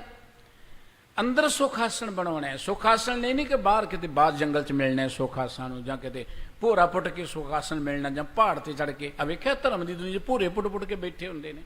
ਇਹ ਗੁਰਮਤਿ ਦਾ ਸੰਕਲਪ ਨਹੀਂ। ਅਸੀਂ ਭੋਰਿਆਂ ਨੂੰ ਮੱਥਾ ਟੇਕ ਕੇ ਬੜੇ ਖੁਸ਼ ਹੁੰਦੇ ਹਾਂ, ਇਹ ਭੋਰਾ ਸਾਹਿਬ ਆ ਜੀ, ਮੱਥਾ ਟੇਕ ਲਓ। ਕਮਾਲ ਦੀ ਗੱਲ ਹੈ। ਗੁਰਮਤਿ ਅੰਦਰ ਭੋਰਿਆਂ ਦੀ ਗੱਲ ਹੀ ਕੋਈ ਨਹੀਂ। ਜੇ ਭੋਰਾ ਪੁੱਟਣਾ, ਬਾਬਾ ਨਾਨਕ ਜੀ ਤਲਵੰਡੀ 'ਚ ਬੜਾ ਡੂੰਘਾ ਪੁੱਟ ਸਕਦੇ, ਰਾਏ ਬੁਲਾਰ ਨੇ ਬੜਾ ਪੱਕਾ ਬਣਾ ਦੇਣਾ ਸੀ ਭੋਰਾ ਉਹਨਾਂ ਲਈ, ਉਹ ਬੈਠੇ ਰਹਿੰਦੇ ਉੱਥੇ। ਭੋਰਾ ਪੁੱਟਣ ਦਾ ਗੁਰਮਤਿ ਦਾ ਸੰਕਲਪ ਨਹੀਂ ਹੈ। ਆਪਾਂ ਗੁਰਮਤਿ ਦੇ ਤੇ ਨੇੜੇ ਨਹੀਂ ਜਾਂਦੇ। ਗੁਆਂਢੀਆਂ ਦੀ ਕਹਿੰਦੇ ਸ਼ਕਲ ਨਹੀਂ ਤੇ ਅਕਲ ਤੇ ਆ ਜਾਂਦੀ, ਉਹ ਅਕਲ ਹੀ ਅਸੀਂ ਚੁੱਕੀ ਫਿਰਦੇ, ਕਹਿੰਦੇ ਅਸੀਂ ਬੜੇ ਮਹਾਨ। ਗੁਰਮਤਿ ਦਾ ਸੰਕਲਪ ਆਪਣੇ ਮਨ ਦੀ ਸਮਾਧੀ 'ਚ ਜੋੜਨਾ, ਮਨ ਦੀ ਸਮਾਧੀ। ਉਹ ਸਮਾਧੀ ਅੰਮ੍ਰਿਤ ਵੇਲੇ ਜੁੜਦੇ ਆ, ਮੁਬਾਰਕ ਹੈ, ਲੇਕਿਨ ਉਹ ਸਮਾਧੀ ਦੁਨੀਆ ਤੋਂ ਟੁੱਟ ਕੇ ਨਹੀਂ ਹੈ। ਉਹ ਸਮਾਧੀ ਪਰਿਵਾਰ ਤੋਂ, ਜ਼ਿੰਮੇਵਾਰੀਆਂ ਤੋਂ ਭੱਜ ਕੇ ਨਹੀਂ ਹੈ। ਉਹ ਸਮਾਧੀ ਤੇ ਹਾਥ ਪਾਉ ਕਰ ਕਾਮ ਸਭ ਚੀਤ ਨਿਰੰਜਨ ਨਾਲ ਕਿਰਤ ਕਰੋ, ਸਮਾਜ ਵਿਚਰੋ। ਆਪਣੀ ਸੁਰਤ ਜਿਹੜੀ ਹੈ ਉਹਨੂੰ ਸਮਾਧੀ ਚ ਲਿਜਾਣਾ ਸੀ। ਅਸੀਂ ਸਰੀਰ ਨੂੰ ਹੀ ਚੌਂਕੜਾ ਮਾਰ ਕੇ ਸੋਚਦੇ ਸਮਾਧੀ ਲੱਗ ਗਈ ਜੀ ਸਾਡੀ। ਸਮਾਧੀ ਮੁਬਾਰਕ ਹੈ ਜੋ ਚੌਂਕੜਾ ਮਾਰ ਕੇ ਬੈਠਾ ਹੈ। ਕਿਸੇ ਨੂੰ ਮਾੜਾ ਕਹਿਣ ਦਾ ਮੇਰਾ ਕੋਈ ਅਧਿਕਾਰ ਨਹੀਂ, ਕਿਸੇ ਦਾ ਦਿਲ ਦਿਖਾਉਣ ਦਾ ਅਧਿਕਾਰ ਨਹੀਂ ਹੈ। ਲੇਕਿਨ ਜੋ ਗੁਰਮਤਿ ਕਹਿ ਰਹੀ ਹੈ ਕਿ ਰਹਿਤ ਉਪਾਦ ਸਮਾਧ ਸੁਖ ਆਸਣ, ਮੇਰੇ ਅੰਦਰੋਂ ਵਿਕਾਰ ਮਿਟ ਗਏ, ਮੇਰੇ ਅੰਦਰੋਂ ਬੁਰਾਈਆਂ ਆਪਣੇ ਆਪ ਗਵਾਚ ਗਈਆਂ, ਚਿੰਤਾਵਾਂ ਗਵਾਚ ਗਈਆਂ, ਫਿਕਰ ਗਵਾਚ ਗਏ, ਹੁਣ ਸੁਖ ਆਸਨ, ਸਮਾਧ ਸੁਖ ਆਸਨ। ਹੁਣ ਮੇਰੀ ਸਮਾਧੀ ਸੁੱਖਾਂ ਦੇ ਆਸਨ ਤੇ ਲੱਗ ਗਈ, ਸੁੱਖਾਂ ਵਿੱਚ ਵਿਲੀਨ ਹੋ ਗਿਆ। ਤੇ ਭਗਤ ਵਸ਼ਲ ਗ੍ਰਹਿ ਪਾਇਓ, ਉਹ ਪ੍ਰਮਾਤਮਾ ਜਿਹੜਾ ਭਗਤੀ ਨੂੰ ਹੀ ਪਿਆਰ ਕਰਦਾ ਹੈ, ਭਗਤੀ ਨੂੰ। ਇਵੇਂ ਕਹਿ ਲਓ ਪਿਆਰ ਕਰਨ ਵਾਲੇ ਨੂੰ ਪਿਆਰ ਕਰਦਾ ਹੈ। ਭਗਤੀ ਦਾ ਅਰਥ ਤਪ ਕਰਨਾ ਨਹੀਂ ਹੈ, ਭਗਤੀ ਦਾ ਅਰਥ ਘਰ ਛੱਡਣਾ ਨਹੀਂ ਹੈ, ਭਗਤੀ ਦਾ ਅਰਥ ਮਾਲਾ ਫੇਰਨਾ ਨਹੀਂ ਹੈ। ਭਗਤੀ ਦਾ ਅਰਥ ਹੈ ਪ੍ਰਮਾਤਮਾ ਨੂੰ ਪਿਆਰ ਕਰਨਾ। ਉਹ ਪ੍ਰਮਾਤਮਾ ਭਗਤਾਂ ਨੂੰ ਪਿਆਰ ਕਰਦਾ ਹੈ। ਹੁਣ ਭਗਤਾਂ ਦੀ ਬਾਣੀ ਗੁਰੂ ਗ੍ਰੰਥ ਸਾਹਿਬ ਜੀ ਵਿੱਚ ਅੰਕਿਤ ਹੈ। ਉਹਨਾਂ ਕਿੱਥੇ ਕਿਹਾ ਕਿ ਮਾਲਾ ਫੇਰੋ ਤੁਸੀਂ? ਭਗਤਾਂ ਦੀ ਬਾਣੀ ਬਹੁਤ ਸਾਰੀ, ਉਹਨਾਂ ਕਿੱਥੇ ਕਿਹਾ ਭੇਖ ਧਾਰਨ ਕਰੋ? ਭਗਤਾਂ ਨੇ ਕਿੱਥੇ ਕਿਹਾ ਕਿ ਫਲਾਣੇ ਤੀਰਥ ਤੇ ਜਾ ਕੇ ਬੈਠ ਜਾਓ ਤੁਸੀਂ? ਭਗਤਾਂ ਦੀ ਬਾਣੀ ਹੈ, ਗੁਰੂ ਗ੍ਰੰਥ ਸਾਹਿਬ ਪੜ੍ਹ ਕੇ ਦੇਖੋ ਤੁਸੀਂ। ਉਹਨਾਂ ਨੇ ਤੇ ਬੜੀਆਂ ਇਨਕਲਾਬੀ ਗੱਲਾਂ ਕੀਤੀਆਂ ਨੇ, ਬੜੀਆਂ ਇਨਕਲਾਬੀ ਗੱਲਾਂ। ਉਹਨਾਂ ਨੇ ਸਗੋਂ ਇਹ ਬਾਹਰਲੇ ਕਰਮਕਾਂਡਾਂ ਦਾ ਬਹੁਤ ਜ਼ੋਰਦਾਰ ਲਫ਼ਜ਼ਾਂ ਦੇ ਅੰਦਰ ਖੰਡਨ ਕੀਤਾ। ਬੜੀਆਂ ਇਨਕਲਾਬੀ ਗੱਲਾਂ ਨੇ ਭਗਤਾਂ। ਭਗਤ ਕੋ ਮਾਮੂਲੀ ਲੋਕ ਨਹੀਂ ਸਨ, ਬੜੇ ਸੂਰਮੇ ਸਨ, ਬੜੇ ਬਹਾਦਰ ਸਨ। ਇਹ ਗੱਲ ਵੱਖਰੀ ਕਿ ਉਹਨਾਂ ਦੀ ਮਹਾਨਤਾ ਸੀ, ਲੋਕਾਂ ਤੱਕ ਲਿਆਏ ਹੀ ਨਹੀਂ। ਬਾਬਾ ਰਵਿਦਾਸ ਸਾਹਿਬ ਜੀ ਵਰਗੀ ਸੂਰਮਗਤੀ ਕੋ ਕਰ ਸਕਦਾ ਹੈ? ਬਾਬਾ ਕਬੀਰ ਸਾਹਿਬ ਜੀ ਵਰਗੇ ਸੂਰਮੇ, ਬਾਬਾ ਨਾਮਦੇਵ ਜੀ ਵਰਗੇ ਸੂਰਮੇ, ਜਿਨ੍ਹਾਂ ਨੇ ਉਸ ਵੇਲੇ ਦੇ ਬ੍ਰਾਹਮਣ ਸਮਾਜ ਦੀਆਂ ਧੱਜੀਆਂ ਉਡਾ ਕੇ ਰੱਖ ਦਿੱਤੀਆਂ ਉਸ ਸਮੇਂ 'ਚ। ਅੱਜ ਗੱਲ ਕਰ ਲਓ, ਝੱਟ ਕੇਸ ਕਰ ਦਿੰਦੇ ਅਗਲੇ ਕਚਹਿਰੀ 'ਚ। ਆਪਣੀ ਪੰਜਾਬ ਦੀ ਧਰਤੀ 'ਤੇ ਵੀ ਤੁਸੀਂ ਗੁਰੂ ਗ੍ਰੰਥ ਸਾਹਿਬ ਜੀ ਦੇ ਸਿਧਾਂਤ ਦੀ ਜਿਹੜੀ ਹੈ ਉਹ ਬਿਨਾਂ ਡਰ ਤੇ ਰਹਿਤ ਗੱਲ ਨਹੀਂ ਕਰ ਸਕਦੇ। ਬਹੁਤ ਉਦਾਹਰਣਾਂ ਨੇ। ਕੇਸ ਕਰਤਾ ਜੀ ਸਾਡੇ ਵਿਰੁੱਧ ਬੋਲਦੇ ਨੇ। ਕਿਤੇ ਮੈਂ ਕਥਾ ਕਰ ਰਿਹਾ ਸਾਂ ਲੁਧਿਆਣੇ 'ਚ, ਇੱਕ ਬੜੀ ਵਧੀਆ ਥਾਂ ਹੈ। ਹੁਣ ਸ਼ਿਵ ਸਿਵ ਕਰਤੇ ਜੋ ਨਰ ਧਿਆਵੇ, ਬਲ ਚੜੂ ਡੌਰੂ ਟਮਕਾਵੇ। ਹੁਣ ਇਹਦੀ ਕਥਾ ਕਰਨੀ ਪਏਗੀ ਕਿ ਜਿਹੜਾ ਸ਼ਿਵ ਜੀ ਕਰੇਗਾ ਉਹ ਸ਼ਿਵ ਜੀ ਵਰਗਾ ਬਣ ਜਾਏਗਾ, ਬਲਦ ਤੇ ਚੜ ਜਾਏਗਾ, ਹੱਥ ਡਮਰੂ ਫੜ ਲੇਗਾ। ਤੇ ਮੈਨੂੰ ਪ੍ਰਬੰਧਕਾਂ ਦਾ ਫੋਨ ਆ ਗਿਆ, ਤੁਸੀਂ ਕੱਲ੍ਹ ਆ ਗੱਲ ਕਿ ਜੀ ਮੈਂ ਉਹ ਜੀ ਗੁੱਸਾ ਕਰਦੇ ਨੇ ਲੋਕ। ਹੁਣ ਸੱਚ ਸੁਣ ਕੇ ਗੁੱਸਾ ਕਰਦੇ ਨੇ ਤੇ ਕੀ ਕਰੀਏ? ਉੱਥੇ ਸੱਚ ਤੇ ਸੱਚ ਹੀ ਰਹਿਣਾ ਹੈ ਨਾ, ਜਾਂ ਤੇ ਝੂਠ ਬੋਲਣਾ ਸ਼ੁਰੂ ਕਰ ਦਿਆ। ਗੁਰਬਾਣੀ ਦੀ ਗੱਲ ਬਾਬਾ ਨਾਮਦੇਵ ਜੀ ਨੇ ਉਸ ਜ਼ਮਾਨੇ 'ਚ ਕਿੰਨੀ ਨਿਡਰਤਾ ਨਾਲ ਕੀਤੀ। ਬਾਬਾ ਕਬੀਰ ਸਾਹਿਬ ਜੀ ਨੇ ਕਿੰਨੀ ਦਲੇਰੀ ਨਾਲ ਕੀ, ਜੋ ਤੂੰ ਬ੍ਰਾਹਮਣ ਬ੍ਰਾਹਮਣ ਹੀ ਜਾਏ ਤੋ ਆਨ ਬਾਟ ਕਾਹੇ ਨਹੀਂ ਆਇਆ, ਤੁਮ ਕਤ ਬ੍ਰਾਹਮਣ ਹਮ ਕਤ ਸੂਦ, ਹਮ ਕਤ ਲੋਹੂ ਤੁਮ ਕਾ ਦੂਰ। ਤੂੰ ਬ੍ਰਾਹਮਣ ਹੈ ਤੇ ਤੂੰ ਕਿਹੜਾ ਆਕਾਸ਼ ਤੋਂ ਡਿੱਗੇ ਹੈ? ਤੂੰ ਵੀ ਤੇ ਮਾਤਾ ਦੇ ਉਧਰ ਤੋਂ ਹੀ ਜਨਮੇ, ਅਸੀਂ ਵੀ ਜਨਮੇ। ਸਾਡੇ ਤੇਰੇ 'ਚ ਕੀ ਫਰਕ ਹੈ? ਬ੍ਰਾਹਮਣ ਲਾਈ ਹੋਈ ਹੈ। ਅਸੀਂ ਸਾਰੇ ਅਵਲ ਅੱਲਾ ਨੂਰ ਪਾਇਆ, ਕੁਦਰਤ ਕੇ ਸਭ ਬੰਦੇ ਏਕ ਨੂਰ ਤੇ ਸਭ ਜਗ ਉਪਜਿਆ ਕੌਣ ਭਲੇ। ਕੁਝ ਸਾਡੇ ਅੰਦਰ ਵੀ ਸੋਚ ਭਰ ਗਈ ਹੈ। ਸੋਚ ਸਾਡੇ ਅੰਦਰ ਨਾ ਉਹ ਇੱਕ ਸੋਚ ਇੰਨੀ ਕੁੱਟ ਕੇ ਭਰ ਗਈ ਕਿ ਅਸੀਂ ਬਾਣੀ ਪੜ੍ਹਦੇ ਉਹਨੂੰ ਕੱਢ ਨਹੀਂ ਸਕਦੇ। ਅਸੀਂ ਵੀ ਆਪਣੀ ਜਾਤ ਬਰਾਦਰੀ ਉਚੇਚੇ ਤੌਰ ਤੇ ਕਈ ਵਾਰੀ ਫਾਇਦਾ ਲੈਣ ਲਈ ਦੌੜਨੇ। ਅਸੀਂ ਤਾਂ ਜੀ ਸ਼ਡਿਊਲ ਕਾਸਟ ਹੁੰਦੇ ਹਾਂ ਜੀ। ਸਾਨੂੰ ਰੱਬ ਨੇ ਸ਼ਡਿਊਲ ਕਾਸਟ ਨਹੀਂ ਬਣਾਇਆ, ਸਾਨੂੰ ਰੱਬ ਨੇ ਦਲਿਤ ਨਹੀਂ ਬਣਾਇਆ, ਸਾਨੂੰ ਰੱਬ ਨੇ ਇਨਸਾਨ ਬਣਾਇਆ। ਤੇ ਅਸੀਂ ਬਦੋ ਬਦੀ ਕਈ ਵਾਰੀ ਝੂਠੇ ਸਰਟੀਫਿਕੇਟ ਬਣਾ ਲੈਂਦੇ, ਨੌਕਰੀ ਮਿਲ ਜਾਏਗੀ ਮੁੰਡੇ ਨੂੰ ਸ਼ਡਿਊਲ ਕਾਸਟ ਹੀ ਬਣ ਜਾਓ। ਅਸੀਂ ਸਵਾਰਥੀ ਹਾਂ ਨਾ। ਜਿੱਥੇ ਤੇ ਸਾਡਾ ਸਵਾਰਥ ਹੁੰਦਾ ਹੋਏ ਉੱਥੇ ਕਹਿੰਦੇ ਜੀ ਅਸੀਂ ਸ਼ਡਿਊਲ ਕਾਸਟ ਹਾਂ ਜੀ, ਅਸੀਂ ਤਾਂ ਜੀ ਨਾ ਪਛੜੀਆਂ ਜਾਤਾਂ ਚੋਂ। ਉੱਥੇ ਬੜੇ ਮਾਣ ਨਾਲ ਕਹਿੰਦੇ ਅਸੀਂ। ਤੇ ਜਿੱਥੇ ਦੇਖੇ ਵੀ ਹੋਰ ਕਿਸੇ ਦਾ ਮਾਣ ਵਾਦਾ ਜੀ ਦੇਖੋ ਸਾਨੂੰ ਇਹ ਸ਼ਡਿਊਲ ਕਾਸਟ ਕਹਿੰਦੇ ਨੇ। ਉਹ ਸਾਡੇ ਅੰਦਰ ਇੱਕ ਸੋਚ ਇਹੋ ਜਿਹੀ ਭਰ ਚੁੱਕੀ ਹੈ, ਉਹ ਕੱਢਣੀ ਬੜੀ ਔਖੀ ਹੈ। ਉਹ ਨਿਕਲੇਗੀ ਗੁਰਬਾਣੀ ਦੇ ਰਾਹੀਂ। ਇਸ ਕਰਕੇ ਸਤਿਗੁਰੂ ਸਾਹਿਬ ਜੀ ਕਹਿੰਦੇ ਨੇ ਉਹ ਪ੍ਰਮਾਤਮਾ ਜਿਹੜਾ ਭਗਤੀ ਨੂੰ ਪਿਆਰ ਕਰਦਾ, ਭਗਤੀ ਦਾ ਅਰਥ ਪਿਆਰ ਨੂੰ ਪਿਆਰ ਕਰਦਾ।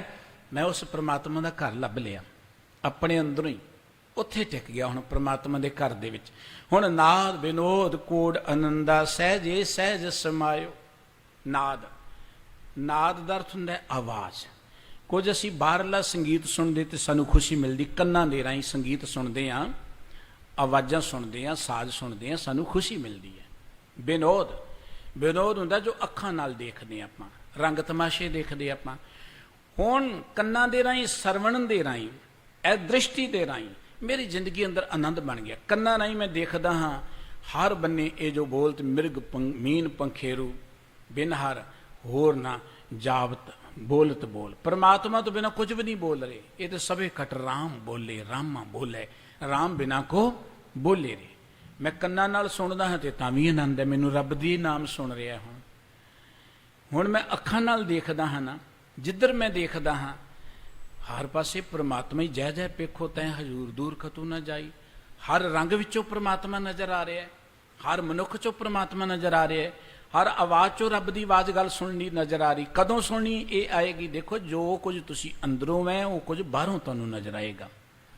अंदर साडे हंकार बनिया तो सानूं लोकां दीयां हंकार दीयां आवाज़ां ही सुणगियां। अंदर साडे विकार है तो सानूं विकारां दीयां गल्लां ही सुणगियां। अंदर कोई अमली है ना, वो अमलियां दी गल नूं झट कैच कर लेगा, बाकी गल्लां नहीं उहनूं चेते रहणगीਆਂ। अमलियां दी गल नूं झट कैच कर लेगा, चोर चोर नूं झट कैच कर लेगा, जो कुछ तुहाडे अंदर है। हुण अंदर तुहाडे परमात्मा ही बैठ गया, तुसीं परमात्मा दे घर च चले गए। हुण बाहरों तुहानूं परमात्मा दीयां आवाज़ां सुणगियां। इस दुनिया अंदर सब कुछ है, बहुत कुछ है, तुसीं की चाहुंदे तुहाडी मर्जी है। जैसी दृष्टि तैसी सृष्टि। जिहो जिहा तुहाडा एटीट्यूड बन जाएगा, नज़रिया बन जाएगा, दृष्टिकोण बन जाएगा, दुनिया उहो जी बन जानी है। दुनिया नूं तुसीं बनाउणा है, तुसीं अपने आप नूं सवार लो, दुनिया सबर जाएगी। जे मैं विगड़िया मैं कहां जी मैं दुनिया नूं सवारना, बिल्कुल गलत गल है। दुनिया नहीं सवरनी, अपने आप नूं सवारो। आप सवारे मैं मिले, मैं मिलिया सुख होए। अपने आप नूं सवारन लई किहा सी गुरु के बचनां नाल जुड़ो, गुरु के बचनां दी कमाई करो। हुण जदों अपने आप नूं सवार लिया, जो कुछ मैं कन्नां नाल सुणदा हाँ, जो कुछ मैं अखां नाल देखदा हाँ, जो कुछ मैं खांदा पींदा, आनंद ही आनंद है जिंदगी दे अंदर। सहजे सहज समायो सहजे दर सुते सिद्धि। मैं परमात्मा च विलीन हो गया। हुण जोर नहीं लाउणा पिया। हुण जिवें नींद सुते सिद्ध आउंदी है, भुख अपने आप लगदी, हुण अपने आप ही परमात्मा जुड़ गया। मैं परमात्मा जुड़न लई कोई घोलना थोड़ा पैंदा कि रब दे नाल घोल करो। कई बड़ा जोर लाउंदे ने, बड़ा कईयां दियां तां नाम जपदियां पग्गां भी खुलदियां देखी मैं, पता नहीं किदां दे नाम जपदे ने। आप बेहाल दूजियां नूं बेहाल कर दिंदे ने, ये पता नहीं किहो जी मस्ती है। नाम सहजे सहज समायो सुते सिद्धि। सहज सुभाअ ही परमात्मा च मैं विलीन हो गया। हुण करना है आप करावने आपे को, नानक आप उपायो। हुण तां मैं देखदा हाँ सब कुछ वाहिगुरू जी ही कर रहे हैं। मेरे कोल वाहिगुरू जी सब कुछ करा रहे हैं। हर थां ते वाहिगुरू जी आप ही बैठे हुए ने। मेरे अंदर भी सारे थां ते मैं जिधर देखदा सब गोबिंद है, सब गोबिंद है, गोबिंद बिन नहीं कोई। जदों सब गोबिंद है तो डर कादा रहेगा? जदों सारे हिरदियां च परमात्मा ते चिंता कादी रहेगी? जदों हर थां ते वाहिगुरू सारियां दी प्रतिपालना करे तो मैनू चिंता कादी रहेगी? गल शुरू की सतगुरु जी ने, मन ते भै भौ दूर परायो। मैं अपने मन चों भै दा भै, डर दा डर भी खत्म करता। कई तरह के डर आ उन्हां दा सहम बनिया ना साडे अंदर। मौत दा डर है, रोटी दा डर है, होर अपने तो वड्डियां दा डर है। वो सारे डर खत्म करते, क्योंकि मैं गुरु के बचनां की कमाई करदियां, परमात्मा के गुण गाउंदियां गाउंदियां उत्थे पहुँच गया जो समाध सुख आसन, जो रब दा घर सी। हुण ते मेरी जिंदगी नाल विनोद कोड़ आनंदा, कन्नां नाल सुनदा हाँ, अखां नाल देखदा हाँ, जो कुछ बोलदा आनंद ही आनंद है मेरी जिंदगी च। हुण ते सारे पासे सब गोबिंद है, सब गोबिंद है, गोबिंद बिन नहीं कोई। सतगुरु जी मेहर करन, गुरु के ये पावन अमोल बचन साडे हिरदियां च वसन जी।